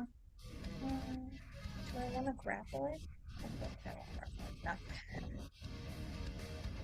16. I'm throwing dice everywhere, Yeah. apparently. I just can't land them on the desk. 26. 26. Gorgeous job. That'll hit. And 7 more lightning damage, and then I'm gonna back up. You are against the wall, my friend. Can I go sideways then? Yeah, I'm Just gonna go back back this towards way. Cederic. All right, I'm gonna take an opportunity attack on you then from the stabby stabber. Disadvantage. Understood. I rolled double 16s in the tray, so 21 to hit. Ugh, yeah. Okay. Excellent. That is going to be 5 points of piercing damage. When he hits with a melee attack, he gets to attack again. Can I use my reaction to deflect attack? You sure can.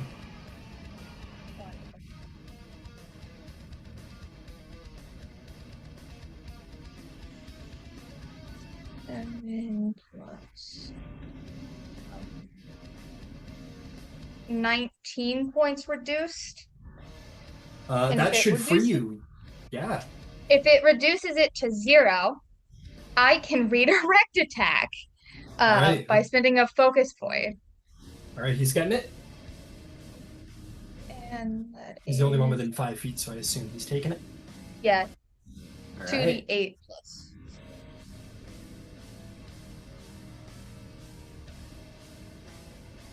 No, it's fine. I'm panicking about which dice to grab. That's fine. Another 6 points of whatever he tried to hit me with, I guess. Because it's redirected.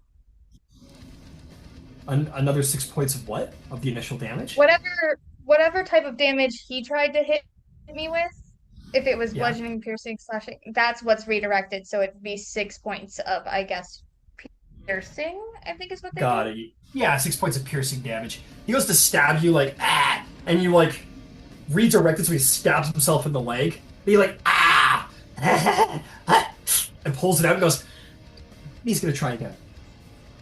I assume he'll still have a disadvantage. That makes sense to me. And then he'll miss with a 7. Then you get away, and you make your way right over to center. Good job. That actually ended up working out for you, kind of. Sweet. That is going to bring us to a legendary action. He's going to spend all 3 legendary actions to cast a spell. He puts his great swords together, and he goes, Oriasa Ruina! And he is going to cast Spirit Guardians.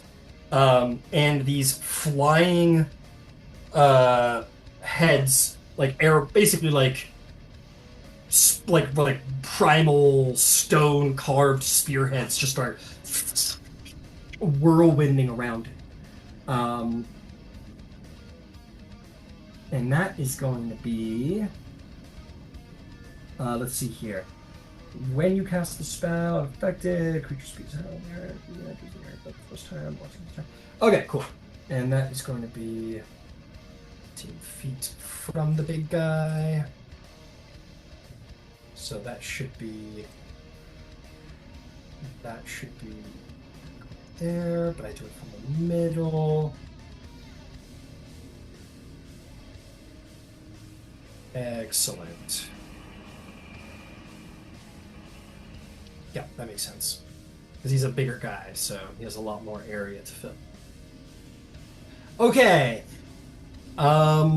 Beautiful. That is going to bring us indeed to Yvaine's turn. Yvaine, you are up to bat.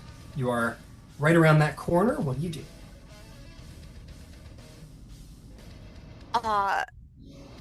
So obviously I'll take my 5-foot step over to see what's going on.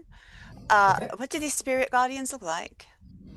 They look like the head of the spear that our elf friend has at the other side of the room. They look like spearheads, like hundreds of spearheads, like whizzing around with like trails of like deep red flame that is like fury manifest. So if I wanted to dispel that, am I dispelling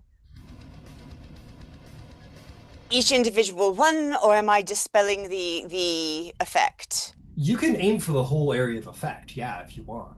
Yes, I would like to dispel magic in the entire area, because honestly, that shit is terrifying. Fair enough. And yeah, it goes fuck off. it, I'm terrified enough that I'll do it at 4th level as well. Absolutely, you do a 4th level dispel magic, and yeah, completely severs the connection of magic and takes down the spirit guardians. Well done. All right. Sorry, that was terrifying. I'm going to bonus action put my dragon wings up. Actually, I'll step back to the other side so I'm not in line of sight. Okay. And then I'll bamf out my wings, and that will be me. Understood. That'll bring us to Ember Van Zyl. Well, what would you like to do, sir? Okay. Oddly enough, this is going to be just a smidge complicated. My move, as I'm going to take a 5-foot step forward. So okay. I've got a pretty clear visual on the whatever the hell this guy is. The Slaughter Lord. Yeah, you have a decent view on him, absolutely. And I will hold up one hand and say, Avandra says you go to timeout. And I will cast Banishment. DC 18 Charisma save. All right. DC D6 off. Okay. D6 off. Yeah. That is... so that's 10 on the dice. But with a legendary resistance, the spell will not be able to function on his greater form. And he turns over and sort of snorts and snarls. He says, Avandra, fool god that she is. If Red Ian is going to make his way to the pile of rubble. Yeah, that guy right there. Actually, all the way into the nook behind the pile of rubble. Oh, sure, yeah.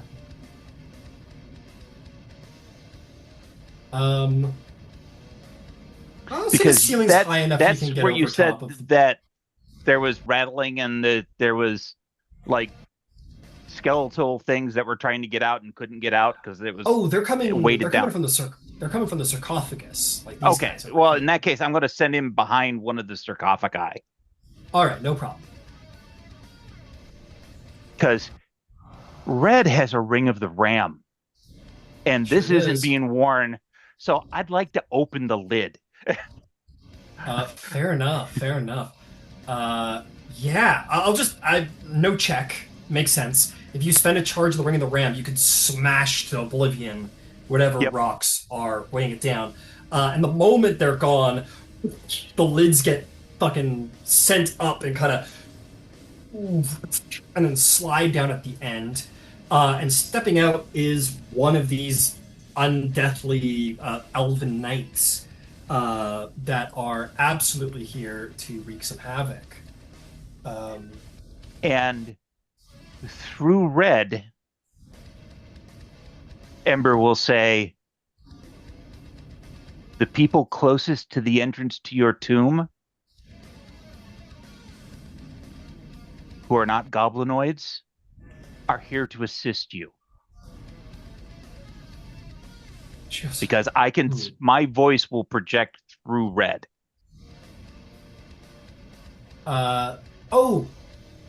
So, I'm sorry. You said the people at the front of the entrance are here to assist you. Who are you talking to? The undead warrior. Oh, okay. Understood. trying to establish friend foe. So we're on the right side. Yeah, make me a persuasion check.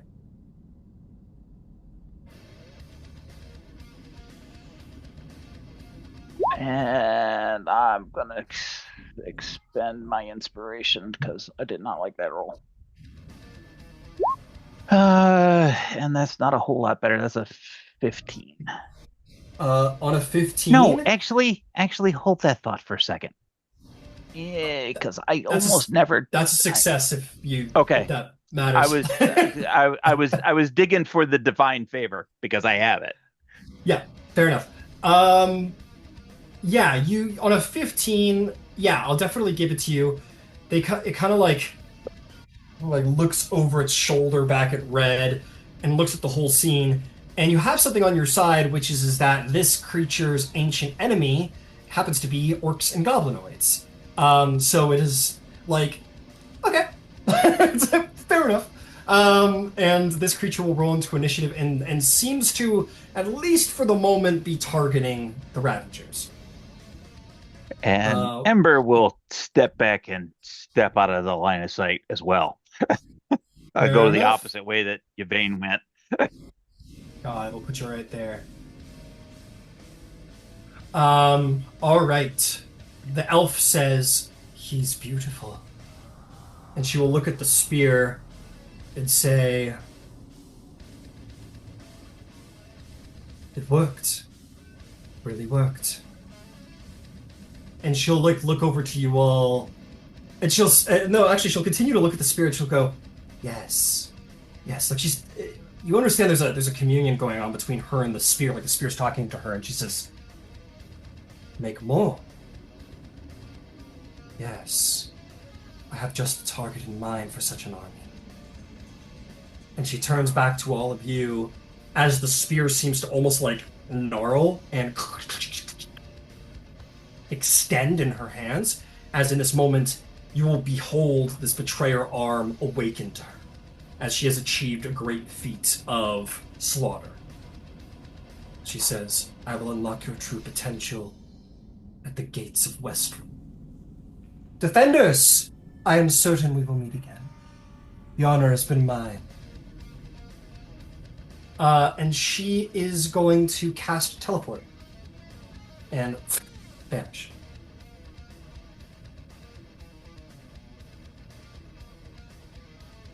That will bring us to Sir Cederic Longwaffle. Well, that was annoying. I will step in front of Drystrin, in front of this big ugly dude. Absolutely. I'm assuming he's not undead. Mm. Well, the weapon does more damage if he is. That's why I ask. Oh, yeah. No, he's not undead. In fairness, yeah, you definitely have the baton of the undead detection. All right. And we will go for Topple. He's an abomination, but he is not undead. Yes. Okay, beautiful. Go for it. With the bless, that is a total of 30 on the first hit. Yeah, I'll probably hit. 18 damage and a con save, please. All right. 18 damage and a con save. That is going to be a 19. All right, and a strength save. That one's going to be a 27. All right, next one. He's a big, strong boy. Yep, next one Yep. is a 23 to hit and 15 damage and a con save. Sorry, 15 damage you said? Yes. Oh, right. Wait. Whoops. How did that... Okay, we're gonna just... Oh boy. Sorry, I lost a bit of damage in here somewhere. I'm just gonna put... Sorry, I've accidentally threw him up to 200 damage. Sorry. That was a... that'll be a 23 to save. All right. This will be the booming one. Go for it. It's a 27 to hit That'll definitely hit. for 14 damage and another con Very save. nice. Oh, and the let's not forget. 28 in the column. Plus another 8 thunder damage. All right. Understood. He is bloodied. Yeah, you're doing good damage about him, and you're cracking the bones and all of this. But he's got inhuman strength. Like whatever he's become, it is beyond mortal ability. And he is con and strength are like through the roof. You're saying he has a lot of hit points, right? Arguably, I think it's more the saving throw is pretty tremendously high. Yeah. That's fine. Yeah. It's I'm doing force damage. So I just wanted to make sure that wasn't saying that he had resistance though. Oh no resistance. Yeah. Okay, cool. I will action surge and keep going. Hell yeah. That's gonna be a 31 to hit. I'm loving this bless. Yeah, I think that'll do. All right, 19 damage and a con save. Con save is you might get him 16. He is prone. Hey, you get him finally. You had to work at that leg like a lumberjack to a tree, but you got him. All right, finally we have advantage. We're gonna make this one a booming. Beauty.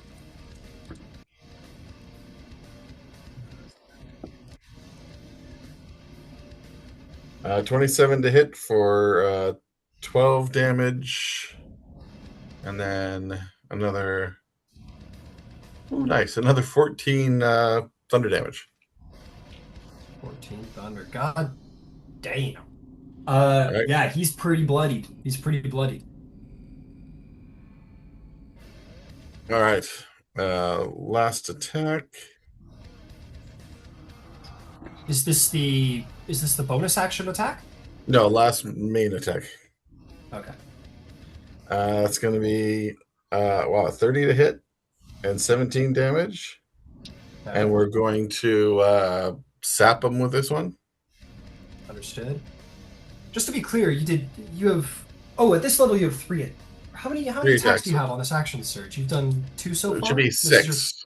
If I've lost count, but it should be 6 attacks. Well, how are you getting... Because you have 2 main action attacks. and then you have your bonus action strike. I have 3 main action attacks. 11th level fighter gets 3. Oh, no, yeah, that's right. My apologies, just making sure. Sorry, go right ahead. No worries. Yeah, so that was 17 damage on that one? Yeah, I got that one down. Yep, And, excellent. Yeah, and what did I say? The sap. And then this sap. one will be the butt end. Well, I don't believe you get a bonus action additional on an action surge, do you? Yeah, I think it's just the not? main action. No, but I haven't done my bonus action attack yet. Oh, holy fuck. If I've lost count in there, then I've lost count. So if someone wants to correct me. No, go ahead. I might have been counting the bonus action on the first 3, so no, go right ahead. Okay. This should be the 7th. Just I see the question in the chat. 7 attacks. Holy fuck. We're gonna be implementing Fuck! we'll be implementing some physical resistance pretty soon, I think. Well, I do force damage with the shillelagh, so I don't know that helps you. But Force damage it is. Force resistance it is. No, I can't. I just can't. I can also do both. Anyway. Resistance to all damage is what I'm... Okay, got it. Resistance to all damage. 20. That is a total of 26 to hit. Alright, how would you like to kill the Slaughter Lord? The first Slaughter Lord born to this world? My favorite way when using the blunt end of this staff, when they're on the ground, I'll place the butt end against the back of his skull and press it into the ground, and just smack on the top of it. Oh, fuck, that's gnarly. Cedric Longwaffle, Sir Cedric Longwaffle, doing upwards of 100 damage a round. Pull cues this guy in the fucking back of the head. Surgical lobotomy. Ends this guy's whole career. Paralysis from the neck down. He is defeated. What other gifts I had in store for you from this enemy? We'll have to wait for another Slaughter Lord. But for now, this one has been slain most viciously. Is there anything else you would like to do with your turn, Sir Cedric? Perhaps another 3 attacks? I am out. Right. Yeah, I'm good. Cedric throws his quarterstaff and he's like, "Okay, I'm hitting the water. I'm hitting the showers. I've done my fucking part." Incredible. That's gonna bring us to our undead friend here. Who is a nasty piece of work, if I may say so.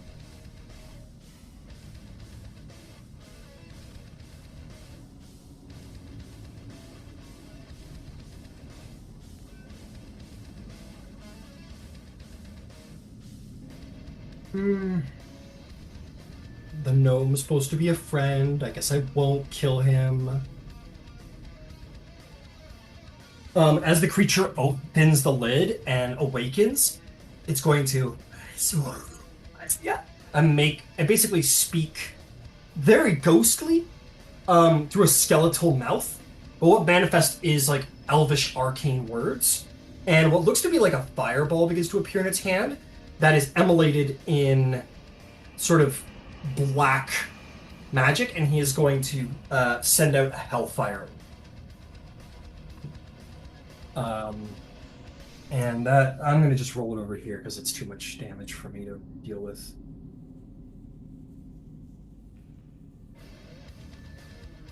Yeah, that's right.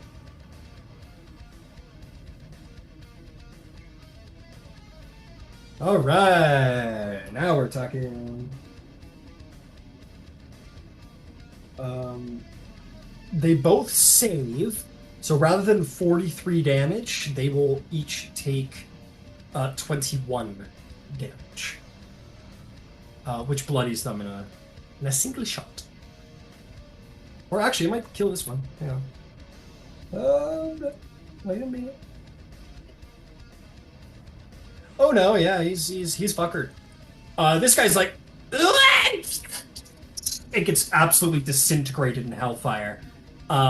This one, however, is just barely alive from that hellfire Did orb. did he make his save at disadvantage because he's poisoned?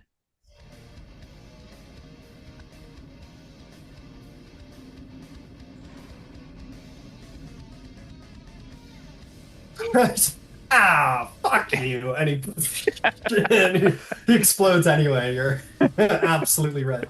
Forgot about that. Fuck off! He explodes. Yeah, absolutely obliterates them.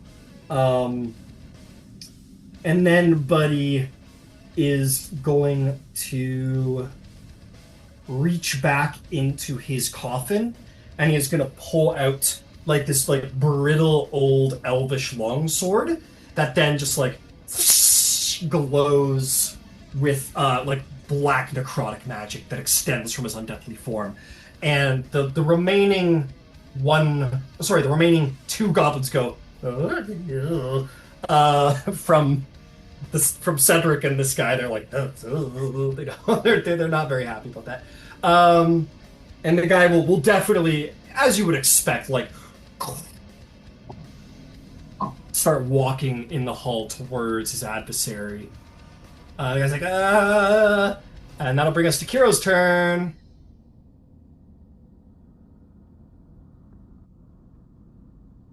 I am gonna take all 30 feet of my movement to go back the way I came. Down here sucks. You're going like here, sort of situation? Yeah, back towards the door. All right, that's gonna be an opportunity attack. Actually, you know what? Never mind. It's why I keep one of these on hand. I'm sorry. Never mind. You're not going to anymore. Now that I've opportunity attacked you. No. I'm just deciding to use my second wind so I can move 15 feet, so I have 45, and the opportunity attacks at disadvantage. Because it's been a very bad day. Okay, I'll allow it this time, but I think sounding off a bonus action as I'm letting off my reaction's a little cheap. But we'll let it happen this time around. I'll let you take. I was gonna take it no matter what because I get hit points back, and I'm very much hurt. All right, that one.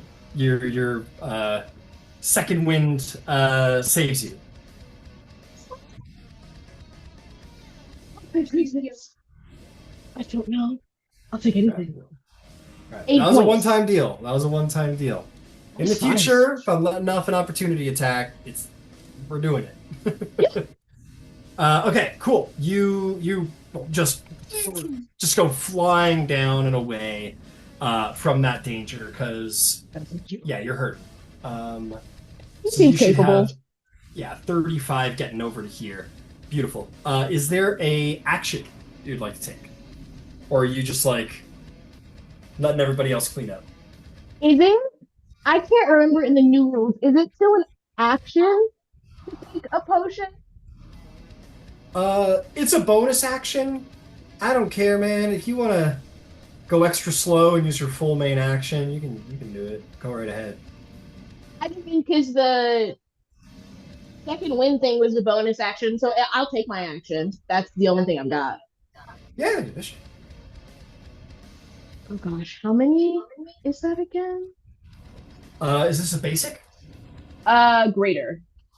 Then that is 4d4 plus 4. Take it. Yeah. I'm pretty sure I've had it. Yeah. The modifier is always the same number as the dice you're rolling, and they go up in intervals of 2. I believe. Pretty sure. 9 plus 2 is 9. 9 plus 4 is 13. I'll take it. Nice. Beautiful. Okie dokie. That'll bring us to our very, very scared stabby stabbers. This will be a very funny turn. So Mr. Undead Guy walks up to Stabby Stab Boy number 1. He goes, and he's going to attack with his dagger, or his short sword to try and, goes, I'll kill you! I'll kill you then! Fucker!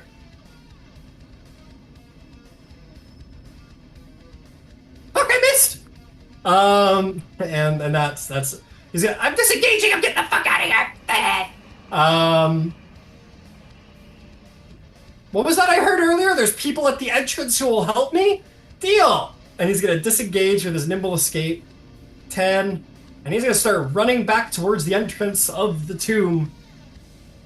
The other guy, however, is going to... Coward! Calls you coward, Kira. And he's going to go, if I defeat the gnome, I become the most powerful person in Exandria! Ah! And he's going to go charge at Cedric. Hey, that's a modified 20. Does that hit? You're muted. Can I sentinel and then while I sentinel attack, redirect that if he hits Cederic? Well, let me get Cedric's thing. Well, can you redirect an attack that isn't attacking you? Oh boy. Oh no, it has to hit me. Never mind. I was confusing it with 5 feet 1. Never mind. But I can still sentinel. Okay, go ahead and make your attack. But does that hit I should get an attack for him coming within my reach. Oh fuck! Why do I even do this? Fuck it, Tarask. Fuck it. 1 Tarask, 10 Archmages. That's it. That's it. I'm done. I did roll a natural 1 though, so.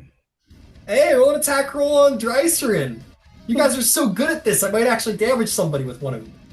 14 plus. You got an action surge left? 8. Get her.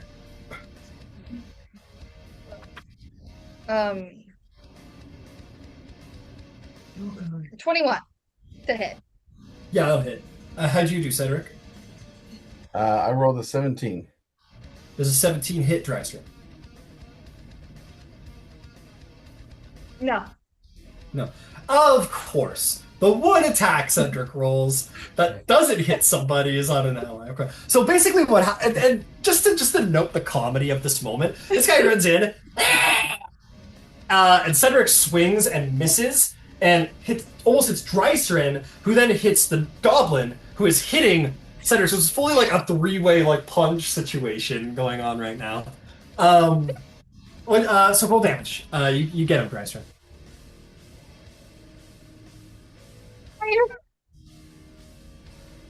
9 lightning damage per sentinel. Reduces his speed to 0. Well, he got here. But I believe he missed anyway. Did he? Sorry, one more time. Did he hit? No, he didn't hit. Because you're Cedric. You have perfect. What was the total of the roll? I don't remember. It was a modified 20, I think is what it said. Modified 20. Oh my god. Alright, he's like, I don't know! I tried the wrong call! Okay! Made a mistake! Alright! Religious freedom? Beverly's like, religious freedom this! And she runs over. And she's gonna just yell helplessly. Rolls a nat 20 and just like, oh, I used the flat of my blade by accident, and just she becomes the new Slaughter Lord as she takes this guy down in an nat 20. That shouldn't feel so good, but it does. And we'll end it up. But this guy's like, I'm gonna say he gets away. He's like, yes, help back at the main entrance. Good, I'm saved. And the Daxio, and then he just turns a corner and looks up at the Daxio Outriders who are like, and he's dead. And that'll be the call. We did it, guys. You did it. You slaughtered the Slaughter Lord, but that was but one of them, and that was the prototype. But one thing is sure, is Darkheart has the spear, and her ritual is complete. You have succeeded, but there are costs, it seems. Darkheart is as strong as ever, and the Ravagers grow stronger still. You must warn the Cobalt Soul, but also, perhaps somewhere inside of these vaults, is a clue to where this seeming counter vestige may be. But then again, you have Cedric. You don't need vestiges. Let's take a break. We'll be back soon.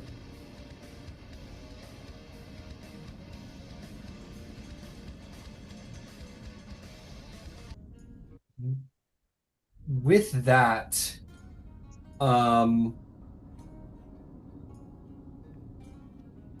the um, remaining undead warrior drags his blade along the floor, um, and just starts sort of walking away, and is just gonna like walk past you all to where the relic should be, and just starts walking in that general direction, and just kind of doesn't care if anyone's in their way. They'll shoulder past them, and just starts walking away like you're all not there. Gives you some time to hang out. The ritual circle on the floor looks like it's like it burned out, like it fully, like there's still signs of it, but the specifics of the ritual are gone because it's just been scorched and burned, half due to fireball, half due to the completion of the ritual, perhaps. And this abomination lays dead on the ground. I sent the picture, I believe, in the chat. Yeah, just a pure menacing stack of muscle and unholy power. Brian, when you say great sword, like I know this guy is big. How big of a sword are we talking here? It's a little longer than what a medium creature would normally utilize. But not. He's wielding it like a longsword for him, so it's absolutely wieldable by a medium creature. It's at the you get they look sort of like well made ish for the Ruiner, the Ravagers, I should say. Like they're you can see the crossguard has built onto it the eye of the Ruiner. So maybe these were a part of the ritual, but while they're not terrifically well crafted, there is some ritual around these swords, but they are great swords that anyone here can wield, if unholy. I don't know if this is something that I can tell from just looking at them, but I'm gonna ask. Do they look cursed? I mean, you see the picture. They look like great swords with the eye of the Ruiner on the crossguard, and they're wielded by this guy. They might be unholy, they might not be. You're just a little fighter warlock. How would you go about finding out? Can Kira grab Bev? Huh? Yeah, hi. Bev, Yeah. I'm gonna touch this sword. Oh. If I do anything weird, Okay. just in case, just stop Cut me. your head off? Oh, tap your head. No. I was just kidding. Okay. I wouldn't actually cut off. You thought I'd cut your head off? No, I'm more worried about getting potentially cursed. It's fine. Nothing's gonna happen. I'm gonna pick it up and nothing's gonna happen. If you say so. Thank you for the vote of confidence. And Good with luck. that, she will. Thank you. She'll pick one up and pray that it doesn't talk to her. You're praying that it doesn't talk to you, or you're praying that it does talk to you? Praying that it does not. Praying that it says not one word. Silent. Uh-huh. I know. Let's see. Let's see. Give me a moment here. Does it talk to you?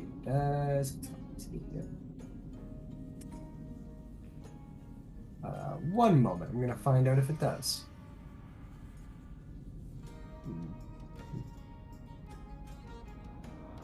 It doesn't talk to you.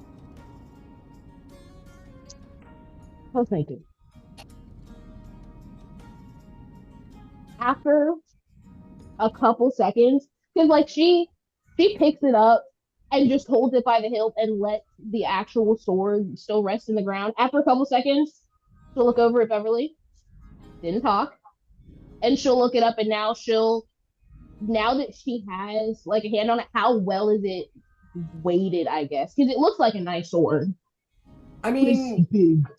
it's good. Like, and as you can see from the picture, like they're good, great. Like it's a good great sword, but like it's got cracks and slashes. Like it's seen battle. So you don't think this is like a freshly made sword for this guy. In fact, it'd probably be more insult like to the cult of the Ruiner. Like the big important guys probably most certainly want to wield a weapon that has tasted blood and tasted a lot of it.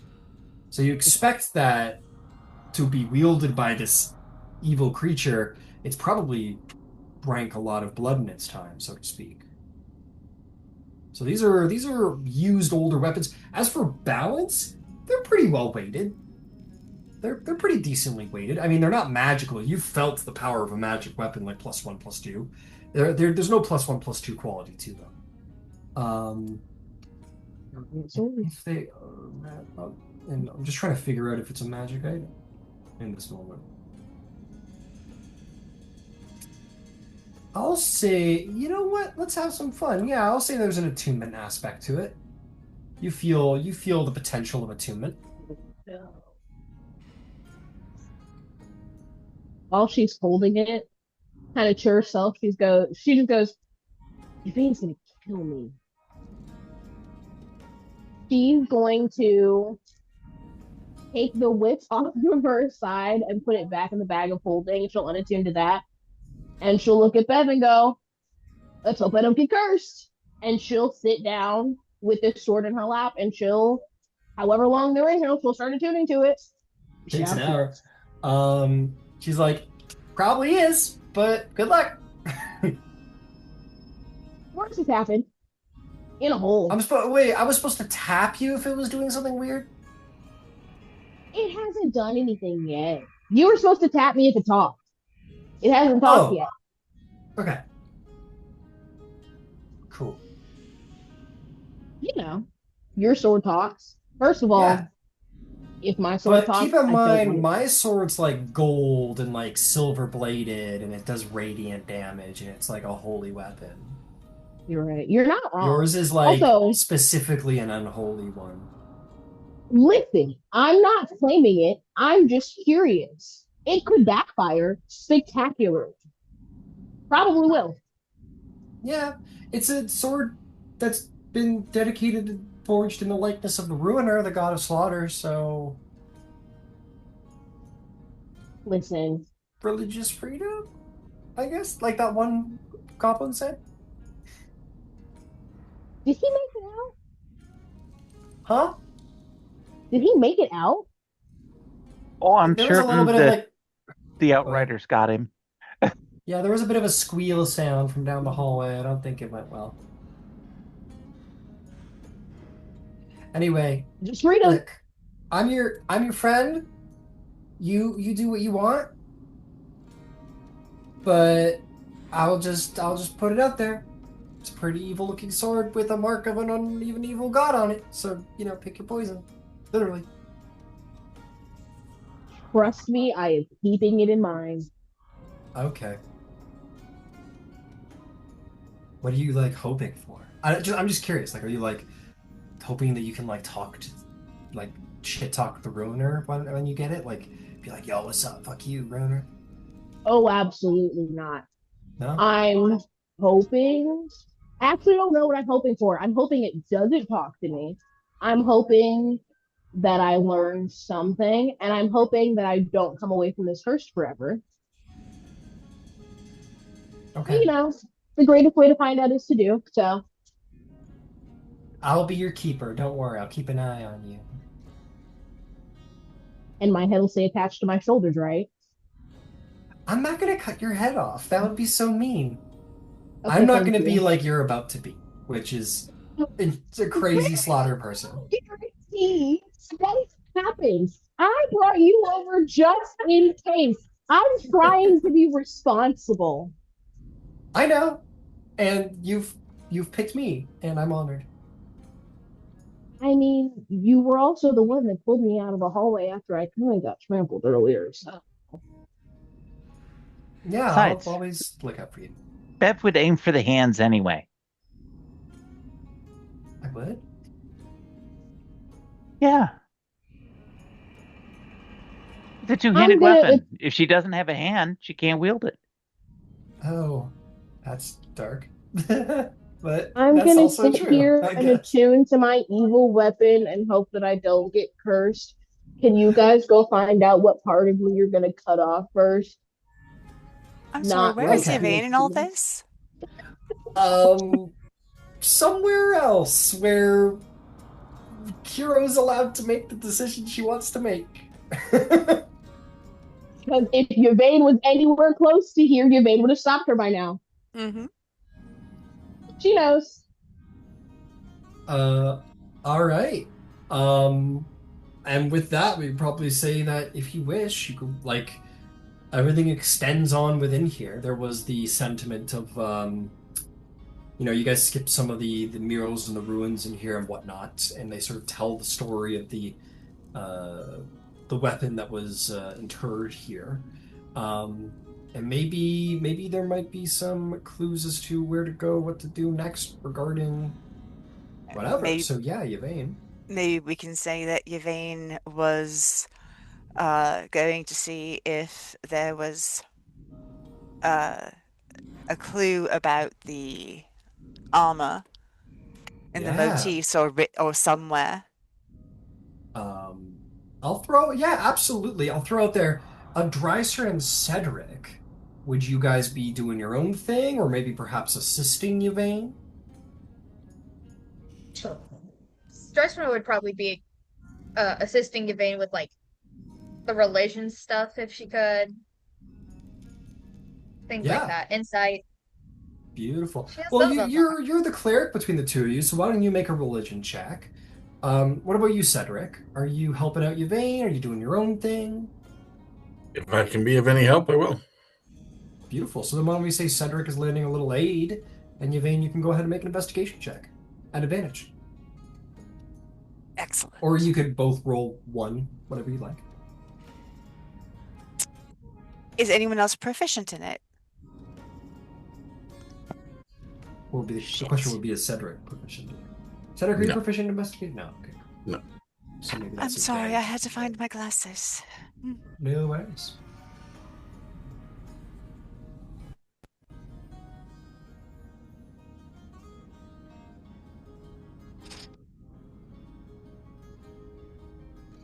All right. That's actually going to be really good.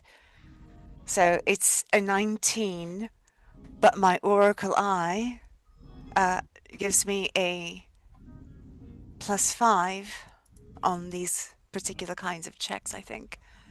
Oh, no, it's Arcana, History, or Religion, Insight, or Perception. So no, not Investigation, I'm sorry. Well, you already have advantage, yeah? No, it allows me to add my Wisdom proficiency, a +5 to any of those things. I'm going to say in this instance, you can go ahead and take that. Oh, Because this is thank you. very much an investigation motivated by those sorts of things. Oh, well, thank you very much then. Then it is a 19 plus 5 is 24 plus 5 is 29. And then she'll be doing a lot of this using the eye, which is what gave her the extra oomph. I will say that, Cedric, you're helping out, lending some advice to Yvaine. Dry-screen, what'd you roll? 17. 17, excellent. You guys are looking around. You're seeing a lot of things, a lot of imagery and whatnot. I'll say that the Oracle Eye gives you like a very brief glimpse into a possible future where you're standing and looking at that specific mural over there in that corner, and you kind of flash out from it, and you're like, oh, let's go look over there, everybody. And you guys all go over there. The advantages, the religion is all applied. You are going to see another sort of riddle where you are going to see, sort of at the back of the room, there would be like a final mural of the monster slain. It's a bit of a tragic scene actually, where the warrior in the armor is dead actually, and he's dead on a field of dead elves and horses. And standing amongst them is this like elvish figure with like a religious nimbus around the back of their head and like hair that runs straight down to the ground and straight blonde, and is like looking on with like sadness and pity. This beautiful mask, well, androgynous actually, elf who kind of looks on broadly, and there is sort of inlaid around it this poem. It says, "Where hoof met where hoof met hand and arrow sang, where storm and spell where their verdict rang, where wrath was hewn and ruin stilled, where pride was broken, oath fulfilled. Seek throne that bends yet never bows, a seat of stars of ancient vows. The path lies straight yet curved in part, for those who carry blade and art. Find me where dawn meets flight, and dusk is tempted into light." I will post that. And basically you gathered this... Phone of the Archive. Okay, never mind, I won't post it. I'm sorry, did I miss it? I'm gonna say roll a history check to see if Yvaine knows where that place is. We were there. We crossed over it. There was a big thing when we were going from Westruun to... Okay, never mind then. I'm sorry. I messed it up. You're good. I didn't. I'm sorry.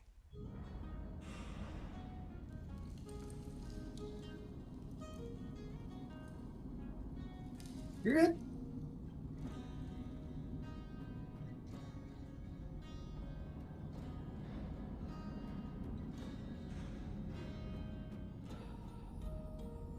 Do we want to swap scene? Are we done over there?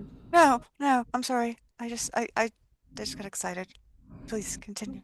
No, you're good. You didn't do anything wrong. You, like you said, you've been there before, and you made this prediction. It's all good. That's all she would say, is that she remembers the place, and she remembers that there was Alistair was telling her the history, and there was a battle of some kind, and there were centaurs, and this particular place, it was a really big deal, and we went right across it when we were... Well, it would have been on the other side of the Silver Cut crossroads, but before we got to Amon. It's just kind of desperately look at anyone, because nobody else was there when any of that happened.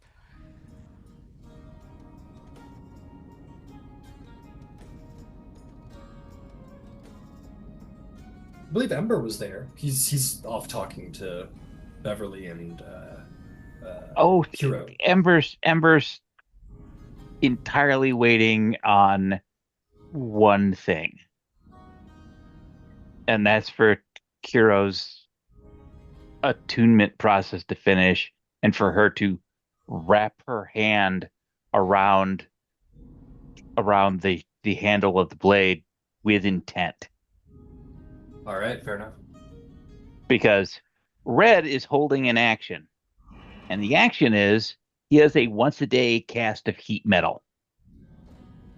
And Red is absolutely going to heat metal the sword. The instant she goes to get a handle onto it, she's going to get burned.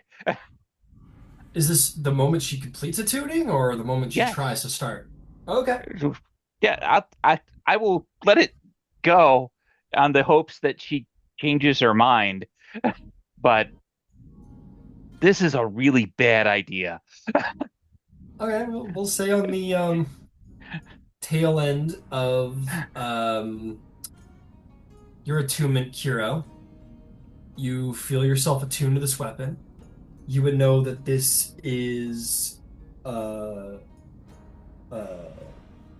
going to do a slight reflavor of an existing weapon. This is the Sword of Heated Blood, and it is a great sword that has an additional D6 fire damage on its damage rolls. And the moment you're attuned to it, you feel your hand begin to horribly burn as a heat metal goes off. But you feel yourself regardless. You have a hard choice here where you don't want to let this go. Your hand is burning, but you don't want to let it go. Ember cast this. I was gonna say, Ember didn't cast it. He cast Red it. did. Okay, you know that Red cast it, so Ember cast it by extension, whatever. But you're aware of the source, so suddenly Red snaps its fingers and lends flame over, and the blade becomes white hot and starts burning your hand. I believe you need to roll a con save to see if you can maintain a handle on it. But you do. But there's a part of you that has no intention of letting this blade go. Lucky. 8 plus 3 is an 11. 11. So I believe they just take the fire damage, right? Yep.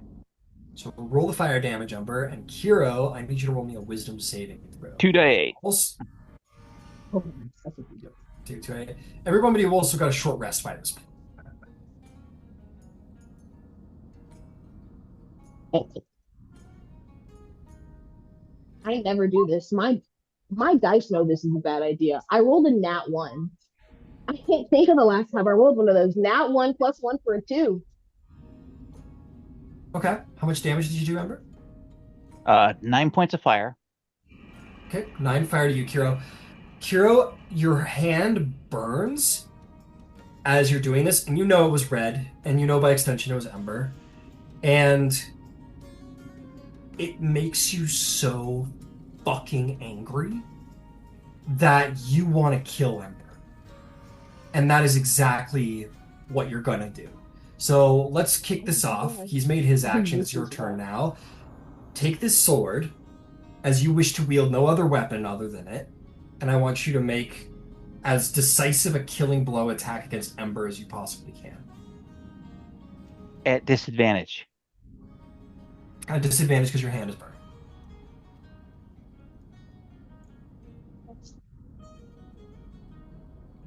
You said great sword? Yeah, it's a great sword. It's a great sword, but so this would be a strength-based weapon. You should be proficient as a fighter. Yeah, martial and simple. So what do you got here? Yeah, there's no plus bonuses to it. So your bonus on it, just to make life simple for you, is 8. So it should be the same 16. as 16. Does a 16 hit you, Ember? Yeah. Okay. Roll me damage. That should be 2d6 plus your strength, plus an additional d6 of fire, which will be halved for against a fire genocide. So 2d6 plus what? So 2d6 plus 4 for your strength modifier. So that's 8. And then the fire damage is what's halved, right? Yeah. So 1 point of fire damage. 1 So point 8 of fire points damage. of weapon damage, 1 point of fire damage. And then attack again because you have multi-attack. You're in a bloodlust right now. You are trying to kill Ember. Ember just attacked you, and whatever his reasoning, you don't care. He attacked you, now he has to die. And I will say there is as cocky as I know Kiro is as a character, narratively, there is a part of the sword that either reaches onto or grabs onto. She just is not being told what to do. Quite in the simplest of terms, she does not. And that's just a her thing. And so whether the sword amplifies it, there is a knee jerk. No. Yeah, absolutely. Well, we're gonna absolutely hit the role play. Let's get the damage all out there. But yeah, we're gonna absolutely hit the role play aspect of this. 10 plus 4 is the 14 is the weapon damage, and then another 1 point of fire damage. 2 points half to 1. Okay, got all that, Ember? Mm-hmm. Are there any bonus action moves you would take, Kiro, at this time to continue this assault effectively? I think I can't do anything as a bonus action. All of my stuff relies on me having lighter weapons because a greatsword's a heavy weapon, isn't it? It is. You've got Armor of Agathis. Oh, I don't think I have. No, I don't have any spell slots left. Oh, okay, fair enough. Hey, I'm just asking. No, because I looked at it. I counterspelled twice today. Oh yeah. Hey, no worries. My bad. So let's hit that roll. Yeah, let's click the role play button for this moment. So your hand goes white hot as you see like a little trickery from Ember, a little spell from Red, and he burns your hand. And all that you know, like emotionally, is that this is your sword. In fact, it's the nicest weapon you've ever had, better than anything else you've ever wielded, and you want it. And he's burning you for no fucking like. At that point, I'm gonna leave it to you. Ember has cast the spell to burn your hand the moment you attune to it, and and for whatever reason, you have no intention. It's up to you, the flavor, but you have no intention of letting go of this weapon, and you want to kill Ember for what he just did. What's the flavor there? What goes through her mind? How does that all translate? I think as she finishes attuning, the minute that she realizes, the minute that the swords start heating up and it clicks that it's red and she realizes that it's Ember, because I imagine that's as the attuning process is finished, there's this initial spark of, like I said, there's this initial spark of, no, this is mine. And the sword takes that. And I think this is her mindset. This is the closest that it would have gotten when she was a pirate. And she fought to the death almost every day. And so in that moment, the sword's kind of sitting across her lap. And she twitches for a second, and one of her hands comes across it, and she kind of in one move brings the sword up with one of her hands on the flat of it up towards Ember to try to go across his body, both because she's coming up from standing and she wants to be standing facing off with him and to kind of create space. And then as she comes up to standing, she'll kind of swing the sword around and try to go honestly towards the same section that she was in, to try to go kind of through his midriff. But she, as opposed to looking angry, there's that initial spark of anger, and then her face just goes blank and she looks concentrated. Like she's usually planning out scenarios in her head when she's fighting. This is the most concentrated that she has been. Got it. And to be clear, you're not sated in this moment. You want to keep going. You want to, basically, in this moment, you want to bring Ember to 0 hit points. That is your goal, and that is not stopping until he is there. Now, Ember, I'm going to trade this around into a roleplay perspective. Like, whatever you expected to happen, I mean, like, how do you prepare for like whatever you might have expected? Like, Kiro just comes at you with pure lethal fear. That, I mean, whatever anyone might expect, an ally coming at you like that on the drop of a hat must be shocking. What goes through Ember's head?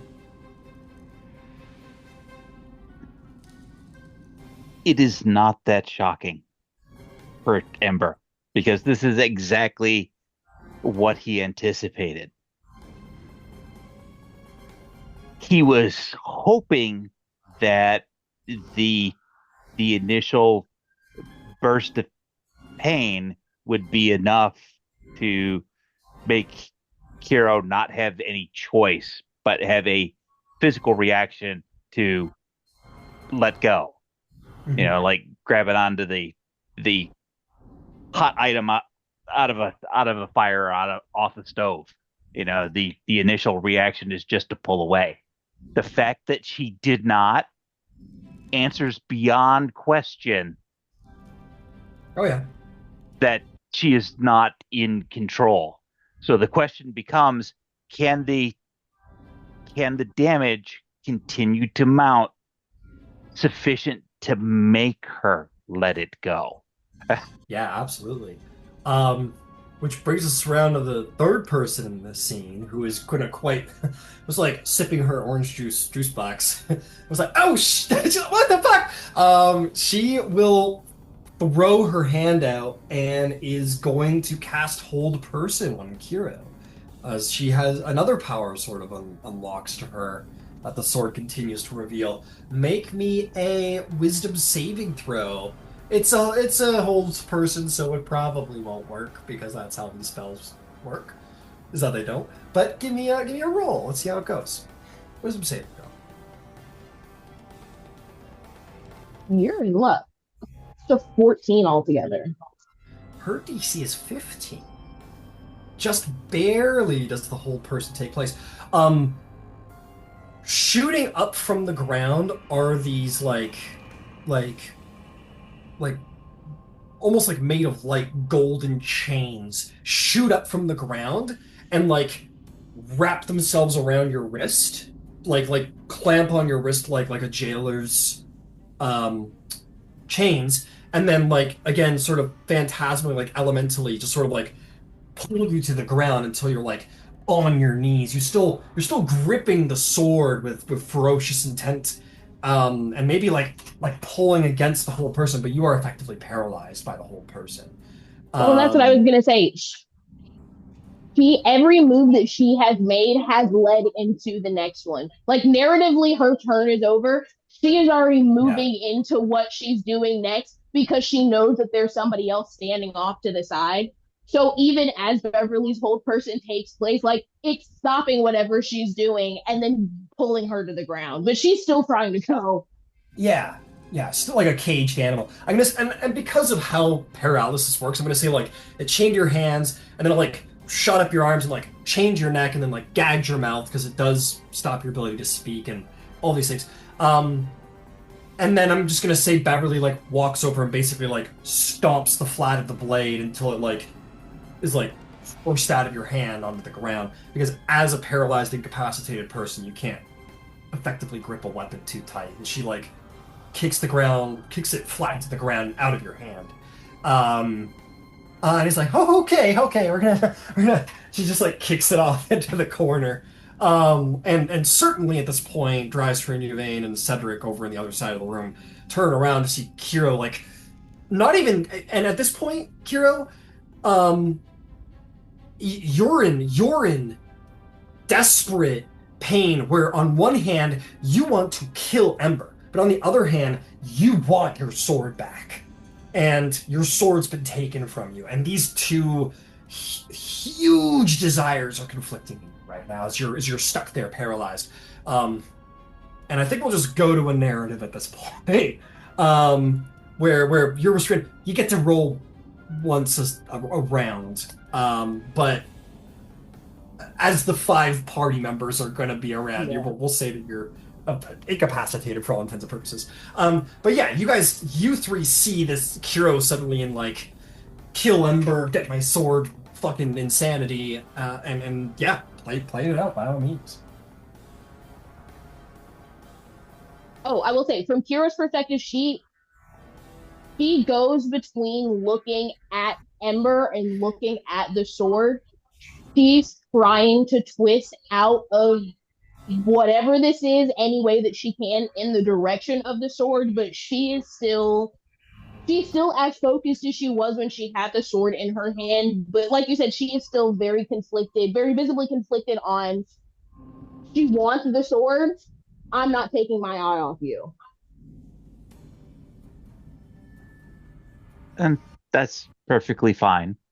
Ember will walk to the sword and he will take out his jug. He will unstopper it and summon forth acid and apply it along the sword as it lays there on the ground. Yeah. This huge steep. And now Kiro, like a, probably at this point, like a fucking feral animal, like, he's destroying your sword. He's destroying Yes. it. It's your sword. And yeah, this acid, probably off this white hot blade, just burns and I mean, it's fine. This will certainly corrode it and will destroy it in not long. Not long at all.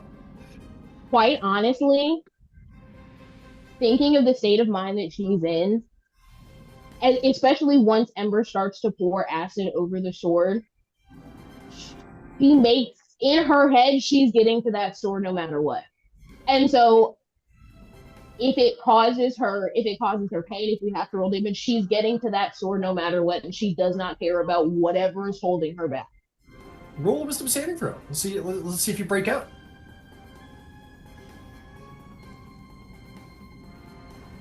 13?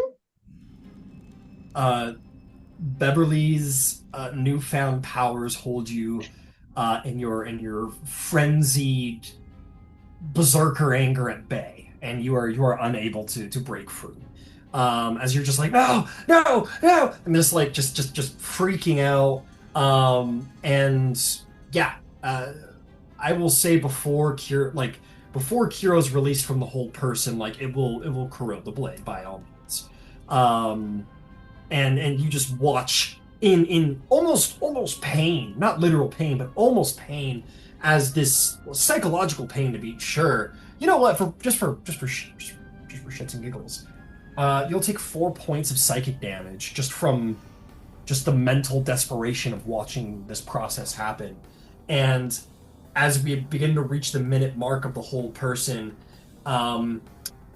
maybe a couple seconds before that, like maybe the round before, we'll say, like the sword just there's that sound as the blade snaps and the eye of Grummish sort of melts into nothing recognizable that could be considered a holy symbol any longer. And as the blade is destroyed,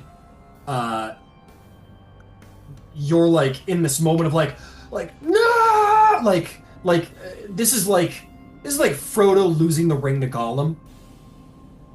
In any context, like losing, like this is the end of the world, like no, and then as you're having this moment of like the world's ending, my sword is gone, he's destroyed my sword, I'll kill him, wow, that's wave is coming over you of like pure fucked up like psychic damage.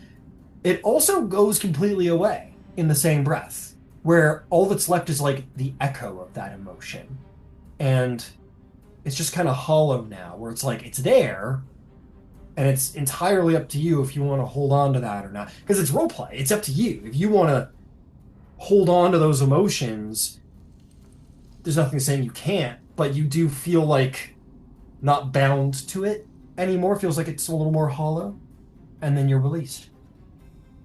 I think as that happens, all of the fighting that she's doing, she goes limp and just kind of sits there. And like I said, like this whole, this in the same way that all of this kicked off with her knee-jerk response being, no, this is mine, back off. I think there is that, because that's familiar and for so long that was the road that her brain traveled down, there is still that knee-jerk, no, this is good. Mm-hmm. And then as she feels herself get let go, there's a part of her that thinks, not necessarily thinks, but feels that's not you anymore. Mm-hmm. And there's a second where she holds on to it, and then she chooses to let it go. Yeah, because I will point out there are enchantment spells like Charm Person that say when the spell ends, you are aware that you were charmed in the first place. And then there are spells like Suggestion that say no such thing, where it's like, yeah, the suggestion's complete, but you're not aware that you were charmed, which leads you to believe that those, as far as you know, those were your genuine intentions. And it's the same here, where like it's entirely up to you. Like those feelings were genuine to you, like you felt them. They happened to you. And it's entirely up to you if you hold on to it or not. But you certainly feel this, yeah, like it, like, and yeah, you come off the wave. I think as she makes that choice to kind of, because it's letting go of the anger that kicked everything off, but it's also letting go of you can relax. Like it not everything warrants a reaction. And as she thinks that, replaying just even the last 6 seconds of the last round or two, like the logical part of her brain kicks in and goes, and even if that's what you think, Ember would never do that. You know that Ember would never do that. You know that Beverly would never do this without a reason. You know that these are your friends. You called them over here for a reason, and especially because she has lost. This is going to sound so contradictory. Because she has lost her memory in recent memory, and she is used to the feeling of not fully being able to trust what she knows and what she doesn't know. In letting go of that, there is this second where she just looks at things objectively and she knows they wouldn't do this without a reason. And even if that's what you think, give them the chance to explain instead of jumping to anger. And I mean, regardless of what happens, that is the decision that she makes, and that is kind of the resolution that she comes to in herself. And after a minute, she'll kind of sit up because she's still confused about what happened because she has a feeling she doesn't know, she doesn't have the full story. But no, after coming to that realization, she's just confused, kind of confused and dazed, I'm sure. That's, I mean, emotion can be very tiring, and that was big emotion you just experienced. And yeah, and then like exactly like you're saying, perhaps you reflect on the conversation that happened before you started the attunement. You're like, oh, and you can certainly connect the dots as well. And yeah, so I will bring it back then and say, like, you guys all have this moment of like, you know, like whatever anyone might have expected, like it's one thing to know it, another thing to see it, and to see Kiro just go fucking rabid, and now just like fizzles out, and you guys are like maybe 60 seconds later, like, oh, just give her a minute, and then she kind of comes round after this sort of like almost vacant pause, and yeah. And I think kicking it off. Oh, yep. Ember will approach Carol where she's sitting, and will just reach out and put a hand on her shoulder, healing 17 points of damage. Reflexively, especially because she's in her head, I think there is a flinch, but it is very consciously away from you. And she hasn't made eye contact with any of you, but she has looked up to see where all of you are and then kind of looked back down. She's still processing. And Ember's just gotta move the hand and just deliver the touch. You always wanted your choice to be your own. That thing abrogated your choices.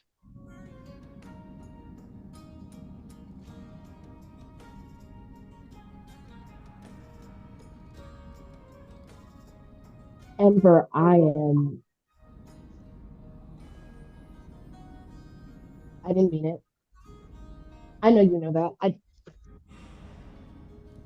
And she will turn to look at you. I'm so.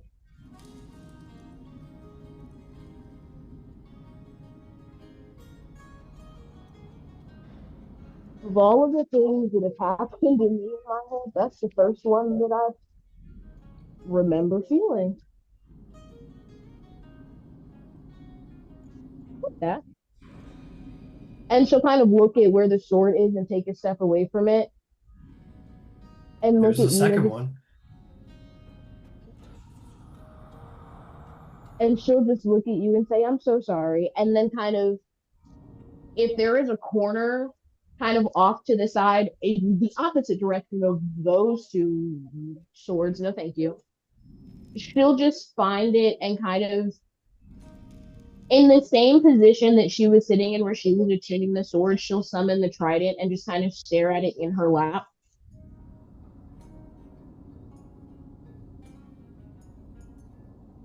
Yeah, she's lost in thought. Okay.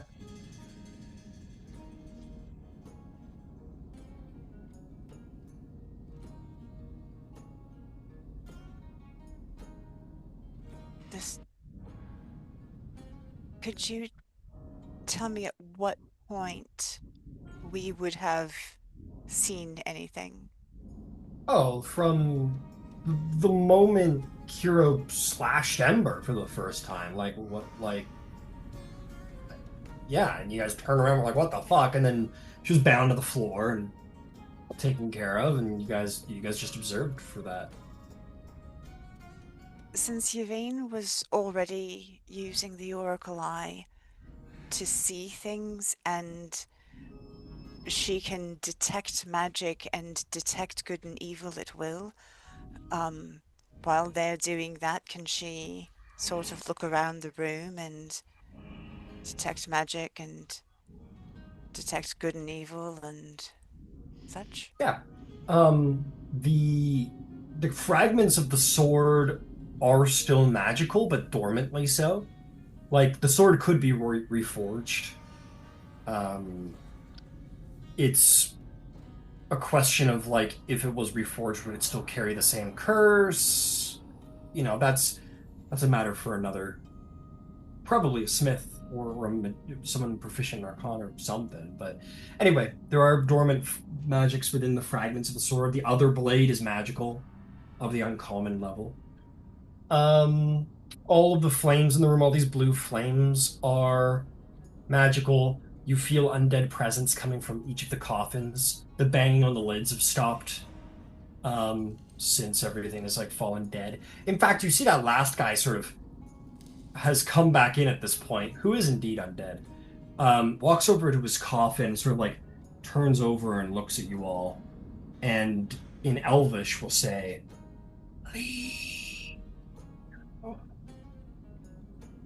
and then get back into his coffin and with an undeadly strength just take this 400-pound lid with one hand and just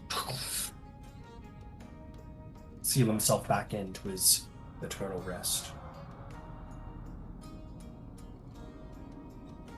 Were the weapons emanating evil at all? I believe Detect Evil and Good gives you creature types. It doesn't give you... Oh, that's right, the that's spell right. says Detect Evil and Good, Yeah, but yeah. a little misleading. No, you're right. I will translate and suggest we take the fragments and GTFO with quickness.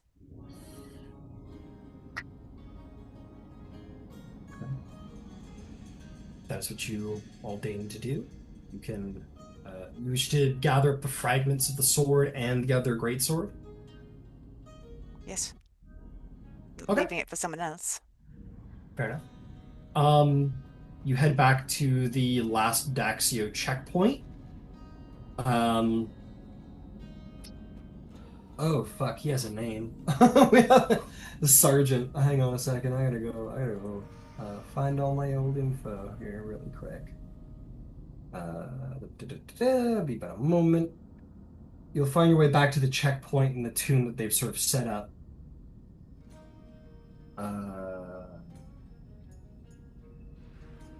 Yeah, this is.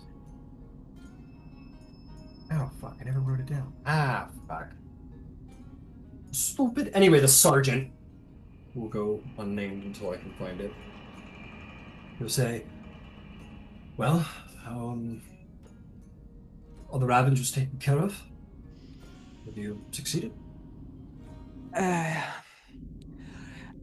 As everyone clears, Yvaine is going to start casting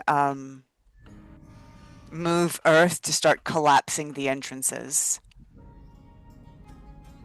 Oh, the ones that were broken down, like these guys here? Yeah. Okay. So that won't stop further incursions, but it'll make it more difficult. Fair enough. Yeah, you reseal those, absolutely, without issue. Probably pack it in is better probably put, because all that earth was taken out. Probably just.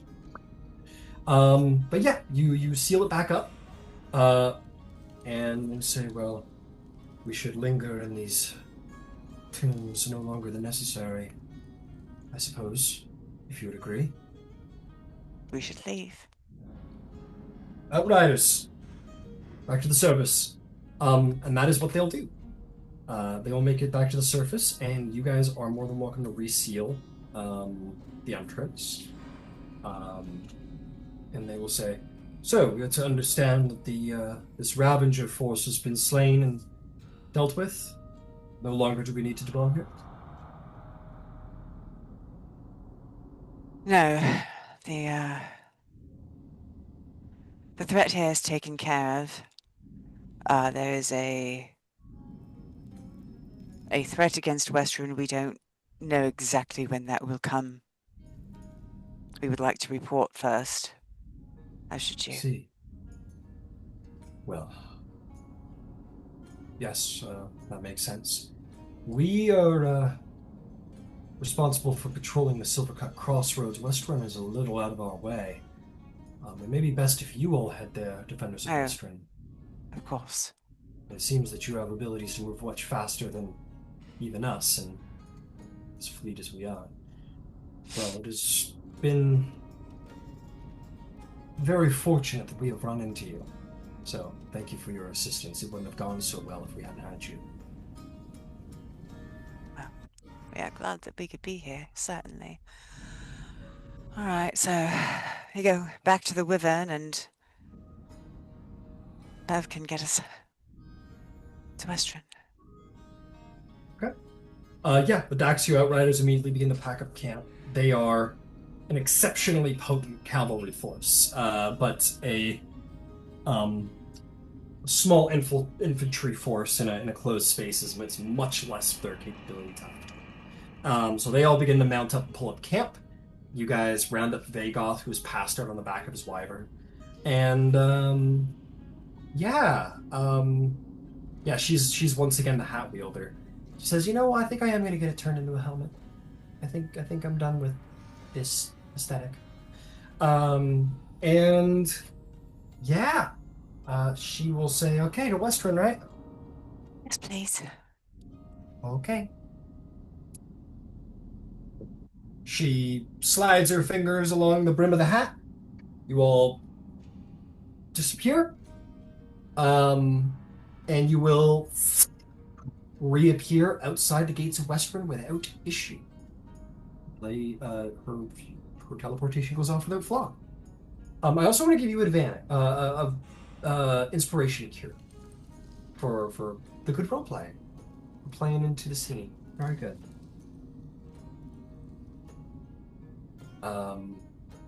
Excellent. You have arrived. It is late. It has been another long day of bombing critters in a canyon, and well, actually, that was days ago. Now that I think of it, you guys are. But yeah, you traveled about a half day to get to the tomb, and then did a little tomb raiding, and now you're here. It's late. The sun will be going down in about an hour. What would you like to do here in Westruun? We probably need to report in. It's important enough that we should not wait till morning. I would tend to concur with that. Do you want to split up, half go to the Mare, half go to the Soul, or do we want to all go to the Soul and take it from there? They can communicate. I think that we probably want to go to the Soul first. I agree.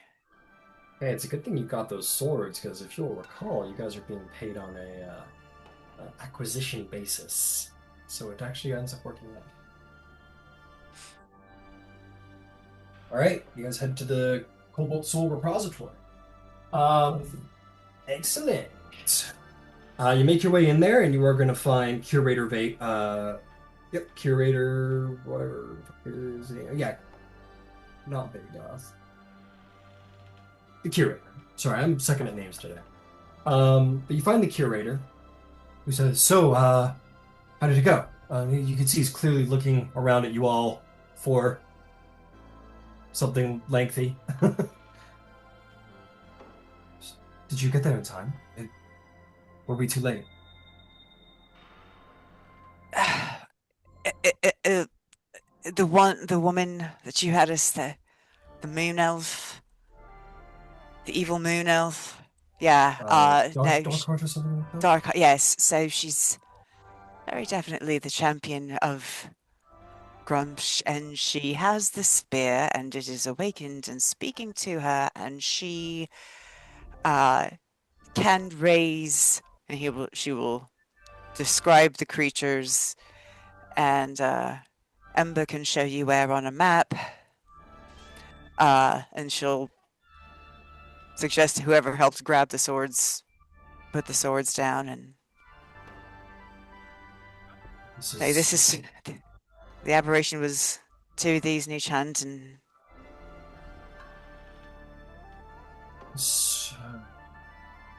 I worry at how fast they're able to produce these monsters. Well, one thing that she must be said understood. she's coming here. Yes. One thing we must understand here is that the Cobalt Soul, the more knowledge we have, the better. So while this was not a complete victory, it sounds like a great deal of information has been spread our way. We now know the result of these rituals. We now know probably where to find her, which is in the Bramblewood. We need to think about what our next steps are, but for the time being, I believe we owe you some currency for the acquisition of these dark relics. Well done.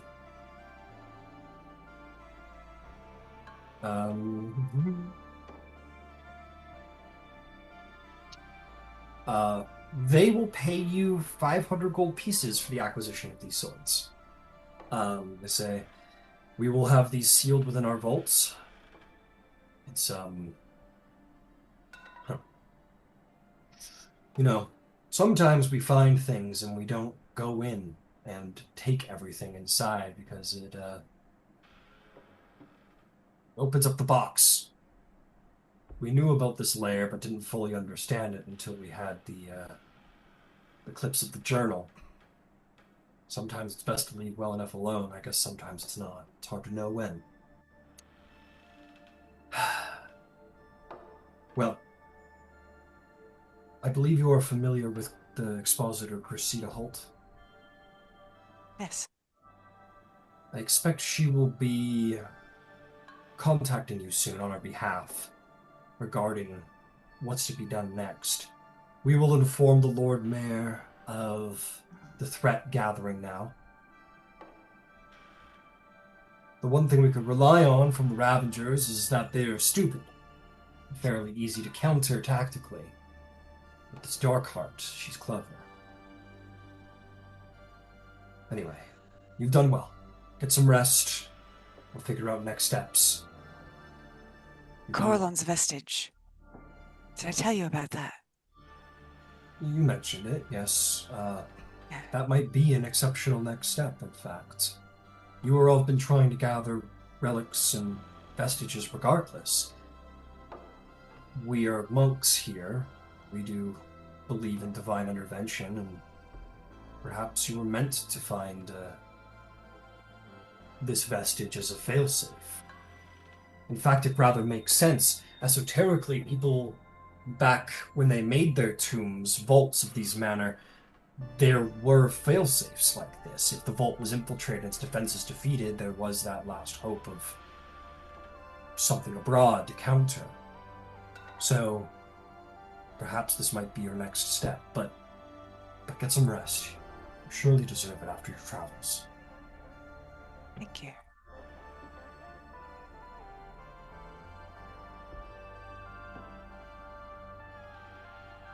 I want a meal in a bath. Yeah, and you are more than welcome. You guys all step out of the curator's,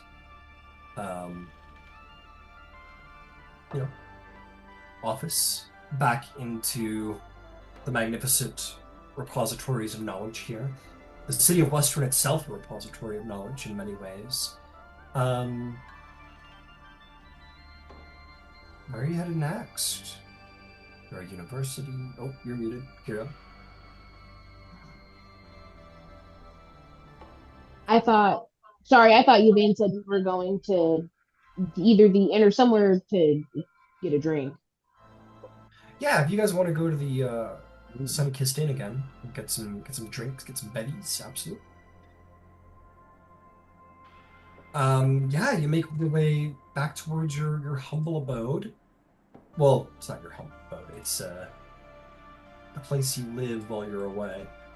But yeah, you make your way back to the Sun Kissed Inn, making your way through the Scholars' Ward, seeing the universities and archives, the massive towering planetarium telescope of the diviners of this place. The city, despite its many turmoils, sort of whispering of its great intent, knowledge. You make your way through the Opal Ward to the residential ward, and near towards the gate, you find yourself to your familiar inn.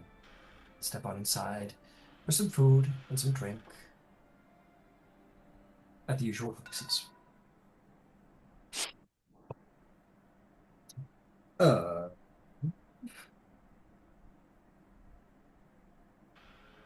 $8 silver a person for the night.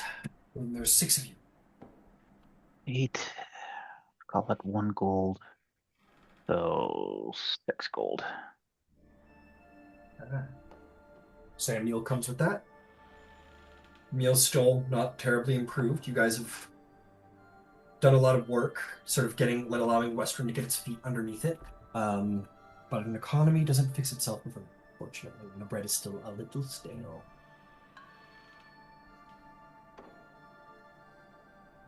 Well, Big day. I'm going to play a little bit of help. Yeah. Because if I can get a short rest, I'll do 2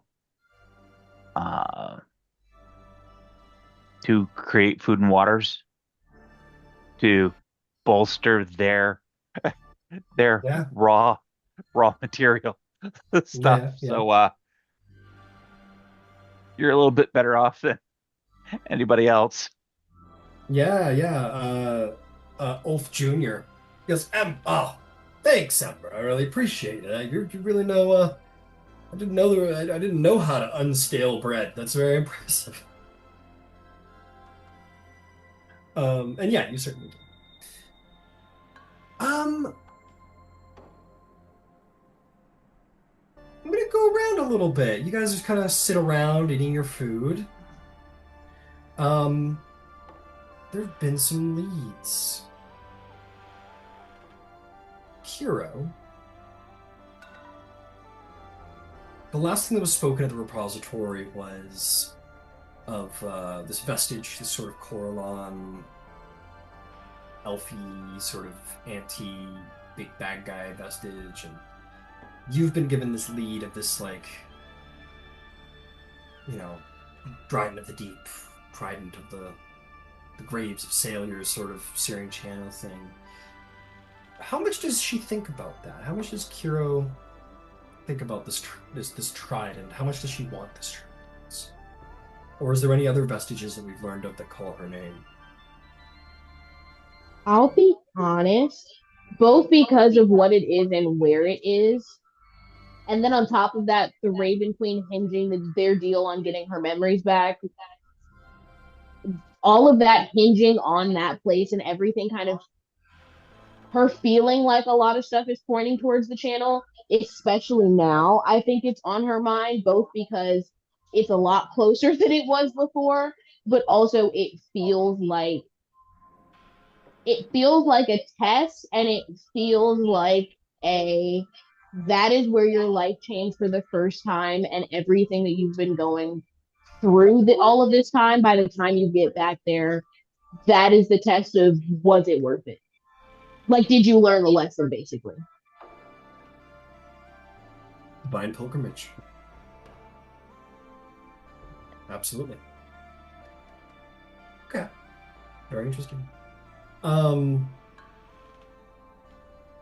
I will Now, say, no, by I all was means. gonna say, given everything that has happened in recent memory, she she stays downstairs to eat with everybody. She is very quiet, and she finishes her dinner very quickly. And as soon as she does, she disappears upstairs. Fair enough. Um, Drycerin, you've received an invitation concerning a vestige. Apparently, you've heard some little things about this vestige. What is Drycerin feeling about this potential power waiting?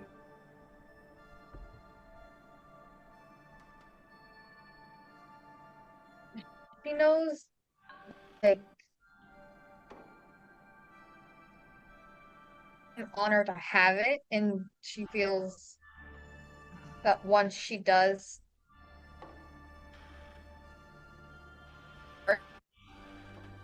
it's the hardest thing in her life to has been asked to put two friends in that danger with her. That's the scarier part.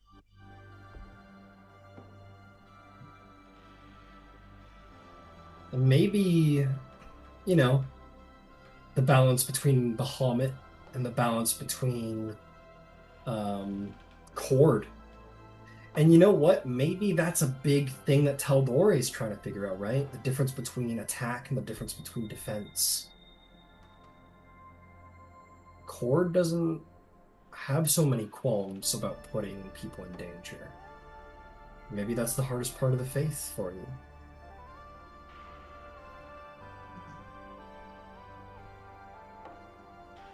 Yvaine, you are the only member of the Aurora Concordant who possesses a relic, who possesses a vestige. How does she feel about that?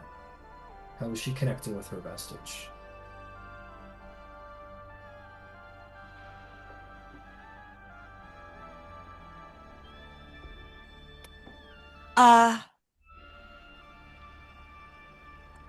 I think right now she's very intently focused on her friends. And is maybe not thinking, at least at this moment, about her vestige because Kiro's going through it, you know. Ember just got, hit a whole lot and for some reason I was actually intent upon my vestige at that moment and never thought to heal him like an asshole. And you said we short rested, so I'm sure that he caught his breath there, but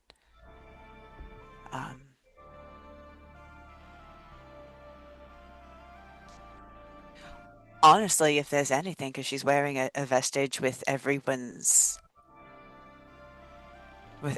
thing, she's probably thinking very much about Bahamut. She's been thinking about Bahamut a lot lately. He was the first with us. Like, she remembers the very first time she was aware of someone with her. It was when it was down in the cave with the Sahagin, and she opened the map, and it was the dragon the first time, and Finch sort of bowed, and whether that's what it meant or not, she misses his protection because it's been a minute and there's been some really dark things, and some dark things are coming, and she's worried she can protect everyone. Okay. Perhaps it's time for a little trip to a temple, maybe. Yeah. Maybe. Ember. Master of Fire. It's been some time since you've spoken to your patron. You know, before you got out here, you heard of this Avondra relic. What are Ember's hopes, expectations? What is he hoping to find at the end of the Vestige Road? Is it a connection with Avondra? Is it greater control of power? Is it being able to channel fury into flame? What does he hope for? What is he designing for?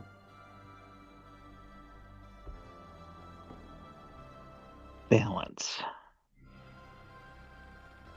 Because the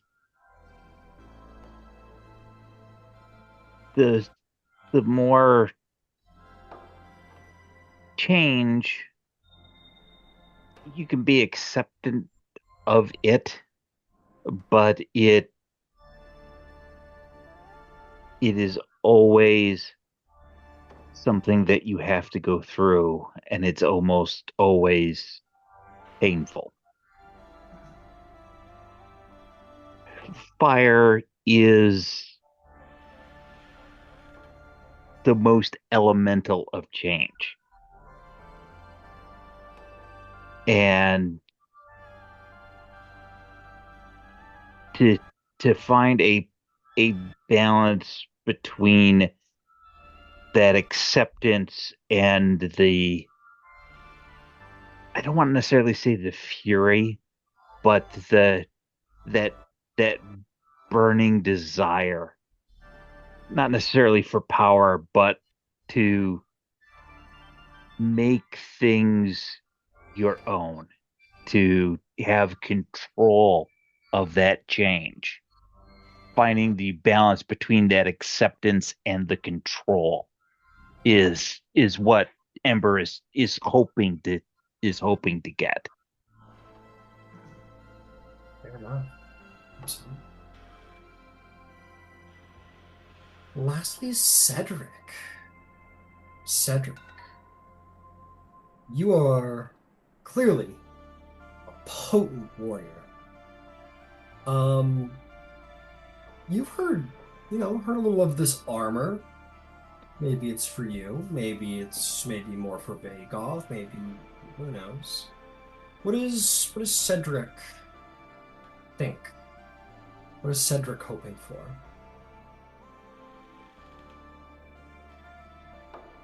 I mean, he has no ambition towards one of these items. It all seems still like he stumbled into something well above his pay grade. And yet, there's an argument that you are one of the more capable warriors at the table. You've done some incredible feats of devastation on the battlefield.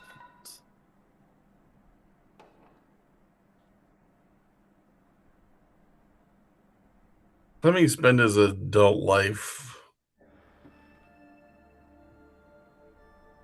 going from a battle to a battle to a battle, he thinks there are far more important qualifications for wielding power than being efficient at it.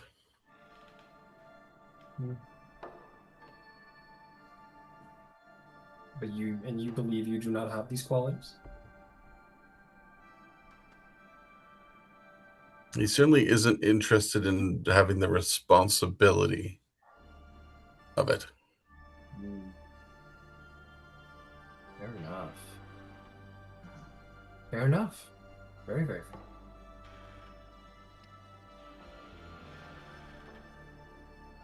This is the topic I have chosen simply because we have been diving into vestiges lately and certainly come into contact with a potential vestige. So maybe your thoughts at the dinner table swim of vestiges, your want for one, your expectations for one, or your general apprehension towards one. That's fine. But maybe something else entirely.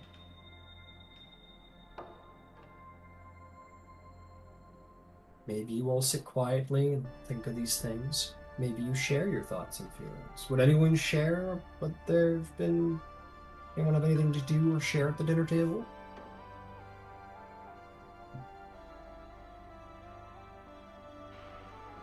That's fine.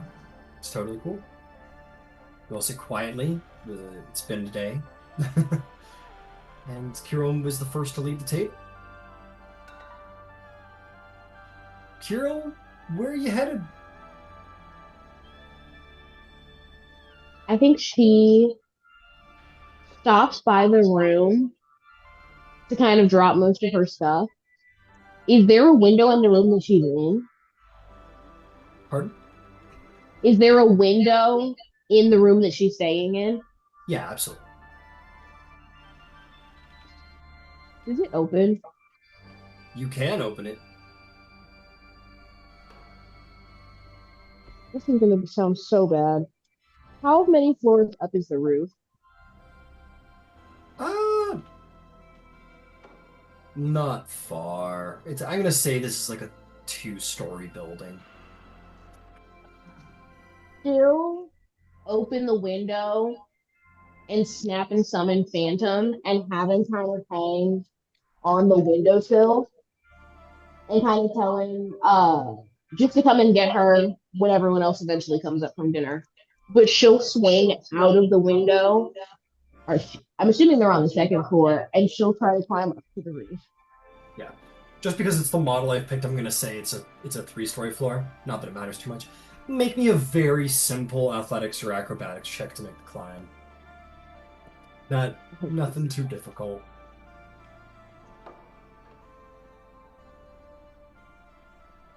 My dice love me again. 15 plus 8 is 23.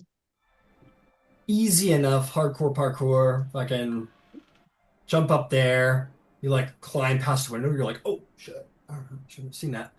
Make your way up to the roof. Easily done, and you find yourself now on the rooftops of Westruun.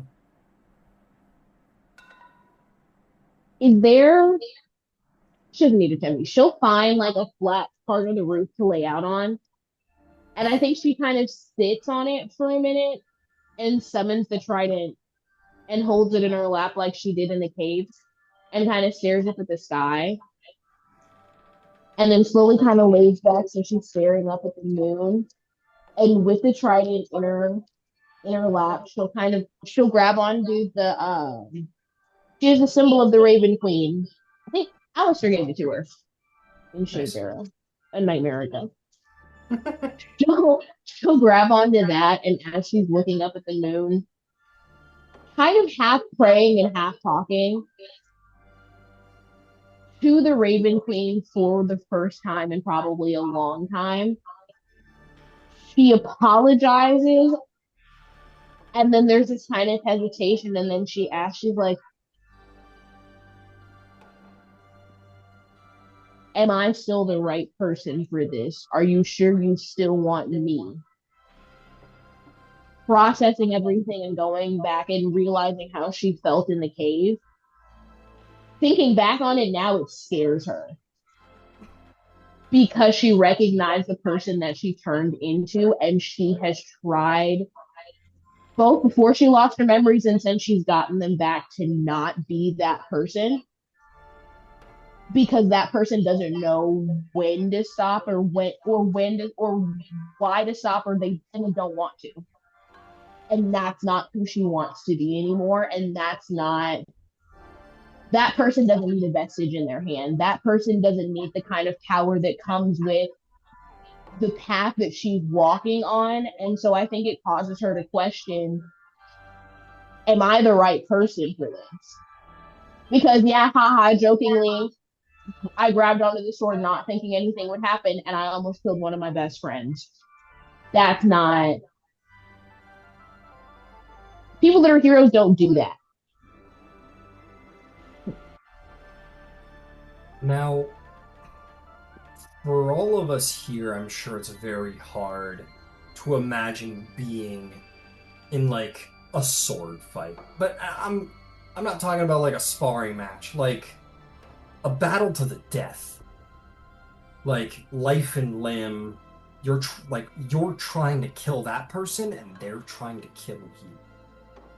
And one of you is going to walk away from it alive, and whoever walks away from it alive will have to deal with the fact that they have taken a life, no matter how evil. That is what all of you have largely had to have done. Some of you more than others. And some of you from a range. But at least once or twice, you've done it in melee. If not most of the time. And you, Kiro, I've done it in melee plenty. You're a fighter. And you're a trident wielder. And there is no denying that what you did to Ember, what you experienced while you were doing it, is feeling, is emotion you have felt and embraced before. Mind you, you probably wielded it against those who deserved it. Enemies, bad people, but surely the feeling of like violent, I'm going to kill you, retribution, like I want to destroy you. In combat, somebody wounds you, like hurts you, tries to kill you, or a friend. And you're like, fuck that, you're dead. And just unleashed primal fucking fighter fury on that person and ended them. And maybe felt the satisfaction.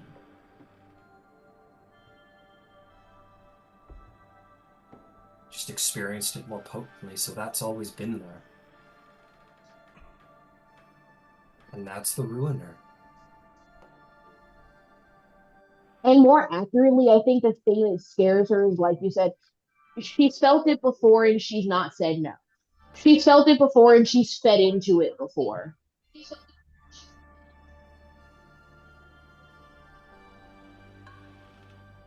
And she still never thought it's not supposed to be that easy. Absolutely. So as you reach out to the god of death, you realize that you just had a very pointed connection with a betrayer god. You didn't have direct communion. You didn't pray to them or anything like that, but you took up one of their weapons and you embraced their calling. What is the 3 words that they were screaming during your fight with them today? It was the 3 parts of their tenets. Hang on. And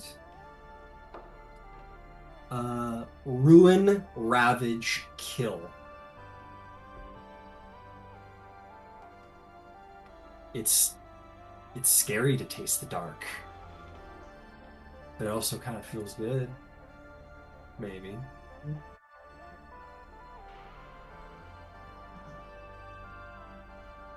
You don't get any pointed answer from the god of death. It's hard, and maybe by the nature of what they are, it's so much easier to connect with the betrayer gods. You're maybe beginning to realize on this adventure, you know, because these betrayer gods, God, they're so much about release from civility and justice, and, you know, fair competition, and just letting loose is what a lot of them just ask. And God, is it easy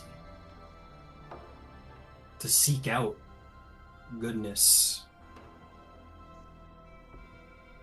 It's not easy. You have to work at being good. Does the Raven Queen regret calling on you? You don't know. It's up to you to decide what to do. You could ask a priest.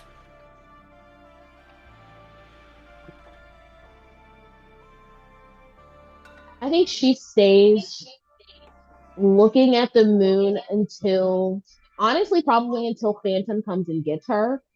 Because once everyone starts coming back up to bed, he'll shoot up to the roof and be like, hey, come back downstairs. Got it. But until then, I mean, there's a part of her that is frustrated of not getting an answer, but she never really has during her waking hours anyway. And so I think she reflects inward, and rather than it being, are you sure that I'm the right person for this? It's,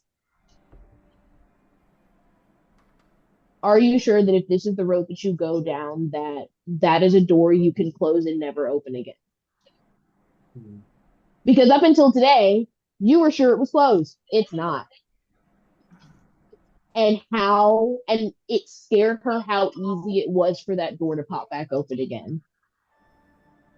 And so regardless of what the Raven Queen says, she is reckoning with herself about what that means about who she is and what that means for her moving forward. Fair enough.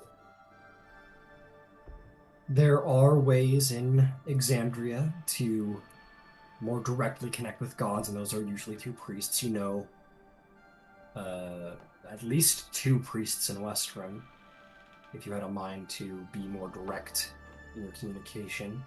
You also had one way. I mean, the dark thought does occur to you. There is one way that you did engage in a direct communion. How do you connect with the god of death? Well, maybe the thought best left over there, or not. I was gonna say there is a second that she has that thought as she's climbing back off of the roof. And like most of her impulses in the past 24 hours, it's kind of a there and gone thought. And she does just kind of shake her head and goes, Hmm. and then having recognized that that thought is there, that's when she gets down off the roof and goes back inside. Those intrusive thoughts when you're staying in a 20th floor like hotel and you look off the side, you're like, wow, that's really far. Whew, I'm gonna get away from that. That was a weird thought I just had. Fair enough. What is everyone else doing? Dinner was quiet. What is anyone else getting up to after dinner?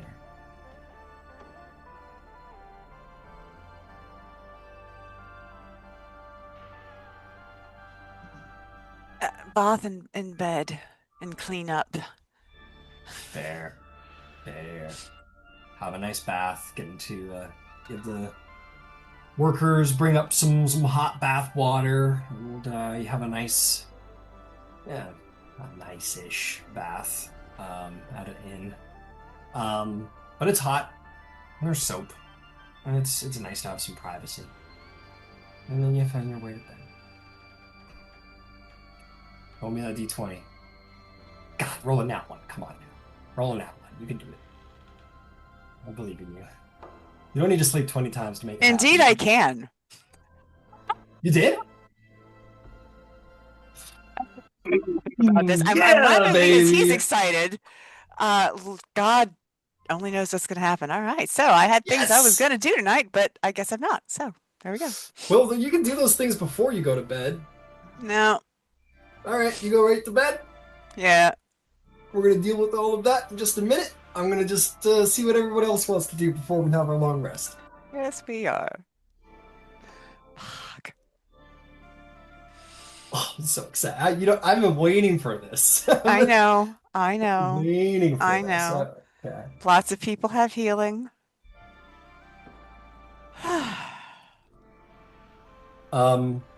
Anything from Ember, Dreisrin, Cederic? Nope. No, that's okay. Ember's plan is that when he retires to his room, he's going to put the ring in Red's hand and tell Red to park himself like on top of the bureau out of sight. And Ember's going to sleep inside the ring, Fair enough. inside the room. Very, very fair. Very, very, very fair. Absolutely. Very, very Dry's gonna go outside and do like meditation, like practice moves, just going through most of her skill set and wearing herself down physically until she needs to go to bed. maybe a con save. Stack of danger.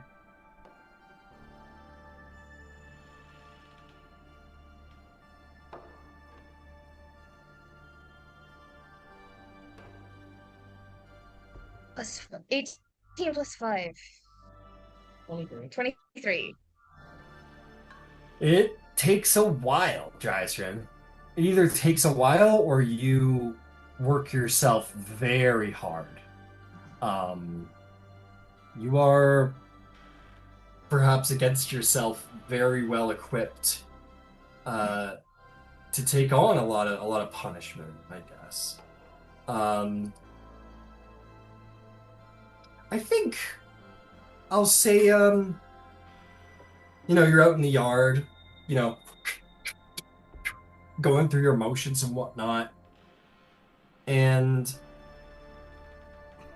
I think you're at this for like working hard for like half an hour. And I think eventually someone's gonna step out of the, into this sort of like back corral from off the street. And you are gonna see someone I don't think you've really talked to before, but you've definitely seen around. You're gonna see in Cobalt Soul colors is the charming Cressida Holt of the Cobalt Soul. Sort of comes off the street, and up to you, and gives you a little smirk of like recognition, and will treat you to sort of like a monk's honorary bow, and will sort of offer her hand for battle, for sparring.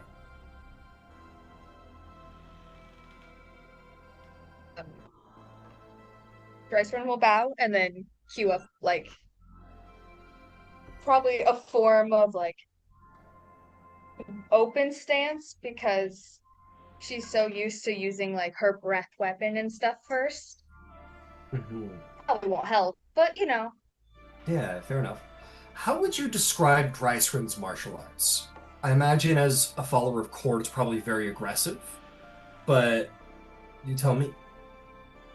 It's very quick and aggressive, like wasting is what I like to imagine. Like it's very mean and it hits kind of hard, but it's also really quick and you can't sometimes find who did it afterwards. Oh, absolutely. Like a really speedy, like Muay Thai, probably. Like fucking hard elbows, knees, like really just like bone breaking kind of martial arts, I imagine. Um, she's very different in her martial arts. She is um very like learn thy enemy kind of way. Like know my enemy kind of way. So while you're very like in and punching and making these attacks, and by all means land punches isn't to say she's better than you, and in fact you're probably on quite even grounds. Her style is much more like defend, and then like the more she fights you, the better she gets at fighting you. Is kind of her way. She kind of starts to learn how you move and then learns to adapt to fight that style. So she is sort of weakest out of the draw, which works well for your aggressive style. You probably start off by like getting some very satisfying hits on her, just but more and more you fight her, the more she but like begins to learn at a very fast rate. You fight anybody long enough, you begin to learn their moves, but very much like in a matter of like a minute or two, she really starts to go from like defending decently to like, oh, now she's really kind of hard to get a hit on, and then you guys become quite even scale, and she kind of helps wear you down, basically. And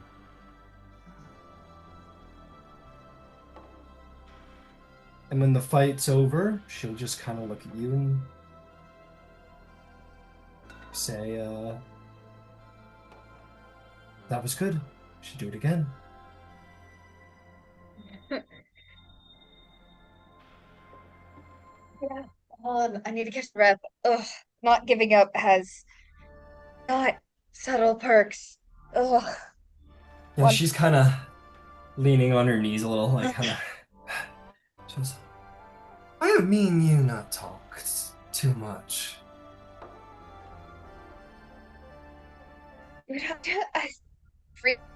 As a party, doing something important. Well, It's unfortunate. it is. We'll have to remedy that.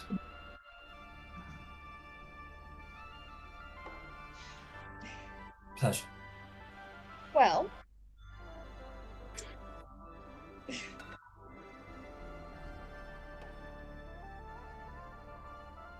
Sorry, what did you say? Dreiser's charisma is a -1. She has no idea how to deal with this. She's all a blubbering mess. She's like, yeah, uh-huh.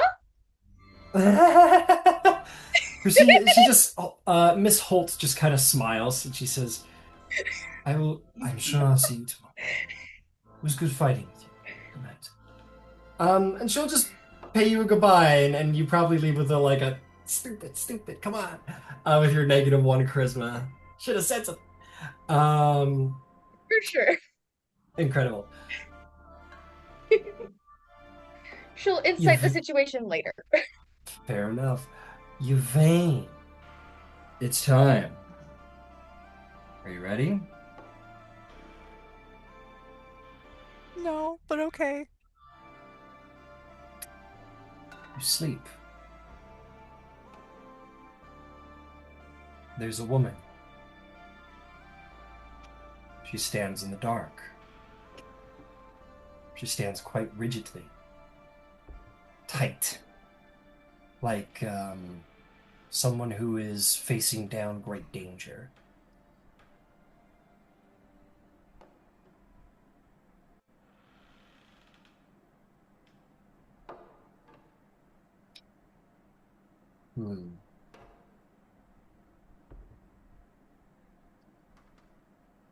Oh, hang on.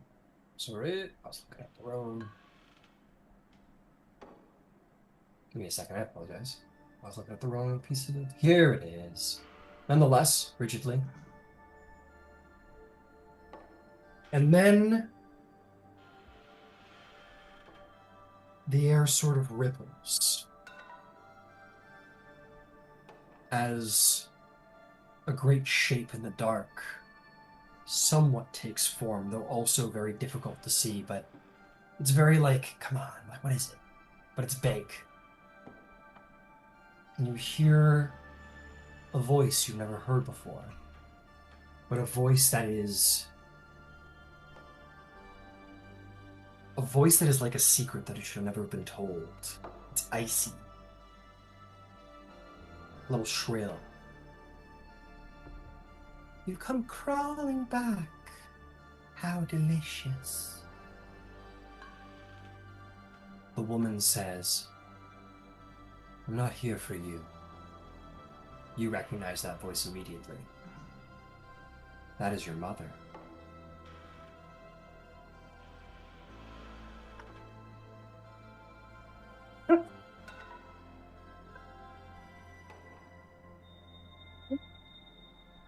But you are.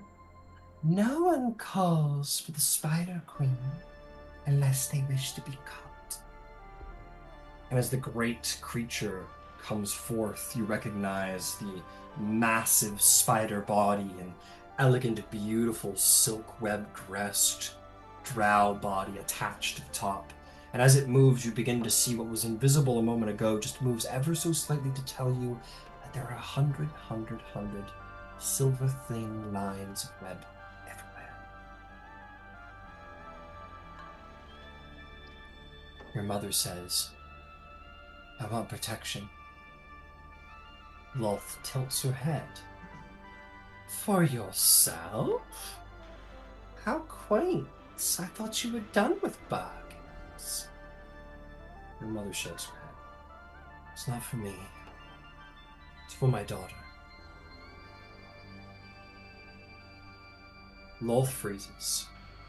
Not out of surprise. Amusement. And her smile widens sickeningly long. Ah, the little one with the bright mind. The one who loves her own cleverness. Already she smells like a future priestess of mine. Your mother sort of snaps. You will not have her. Lolth says, "You misunderstand, dear hunter. I don't need to have her cry, pain, self-righteous brilliance. Such mortals find me on their own." A web thread descends with the movement of her hand like a great puppeteer, and a single thread of web moves your mother's hair from her neck, almost like the threat of an abusive lover, and your mother kind of tilts her head slightly, and you've never seen her so, like... She's strong, even in this moment, but it's a very good analogy, like someone facing their abuser. That sort of retracting at the touch, even though it is a web. Doesn't flinch, but it's just a move. Your mother says, "I want her shielded from you, from gods, from demons, from anything that would bind her. I want her shielded even from herself." Lolth says, "Huh? You mean to say you want her prevented from making the same mistakes you did?" Your mother almost seems to shiver. Again, you've never seen her so on edge. She says, "Yvaine thinks her sacrifice is brilliance. She thinks pain is strength. She thinks she sees clearly as... like I once did."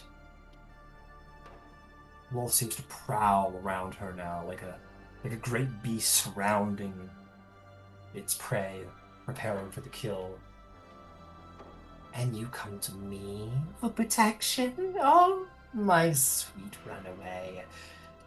This is the funniest thing you've ever done." Your mother looks up directly at the god of secrets and lies.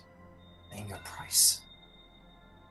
There's a silence, a deep silence, as the god genuinely considers and then decides.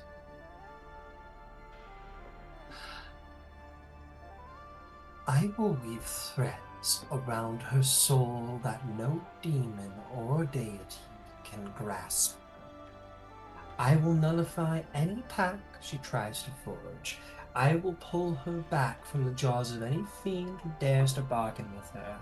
This I can offer, my dear." Your mother's shoulder lowered just a fraction in relief. But Lolth leans closer. "In return, you must take up a mantle that has been forced to be abandoned. You will become my Caedogeist, my assassin, my shadow, my will."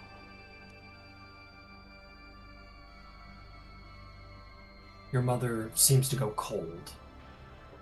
In deep consideration, she never imagined this. Wolf almost seems seductive. "You know the role well. Killing is easy for you. Hiding yourself in hate is easy. You've done it before. Pretending you do not feel the pull of purpose. That part must be exhausting. Family is lovely. Hunting goats in the mountains fine. But it's been so long since you've had such purpose to complement your skills." Mother says, "I will not serve you again." Paul says, "Then your daughter will belong to the first who whispers sweet knowledge into her ear again, and you know better than anyone how easily she will listen." You see rage and terror and guilt and defiance and the locking of a jaw all play through your mother's face, a war behind her eyes. "Why would you protect her? She's not yours. She would never be yours." Well says, "Of course, I would help her because she is yours. And you are mine. And what is mine is never truly free. Make your choice. Your mother closes her eyes for a heartbeat. And in that heartbeat, you see yourself. You're looking into her mind. And she sees you younger than you are now. She sees you as the young woman who is ready to become a ranger just to get out of this place, and she knew it. Who spoke of terraforming, whatever the hell that meant. But she saw in you such greatness, such brilliance, such pride. Those times you tried to climb up to the top of the mountain even though you were told no many times, and a couple times you probably got pretty damn hurt.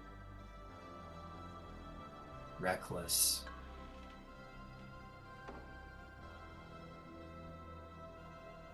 Your mother whispers. I will bind myself, but not harm. Lolth's smile gleams like a blade, and she says, "Then kneel, Caedogeist." Your mother does not. She says, "I kneel to nothing." Oh, how perfect! My most dangerous servants are always the ones who think they are still free. Very well. Webs descend. Touch your mother's sternum like a brand. Wrapping around her are many threads of silver. Power, cold, familiar, revolting.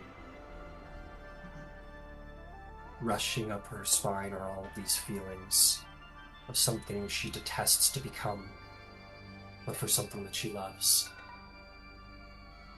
And as she opens her eyes, your mother's cold, ferocious eyes, they are darker now. And Lolth whispers one last thread. Your daughter is safe now by my power. But you walk the old path you walked once before. Try not to die too quickly. I've missed watching you hunt.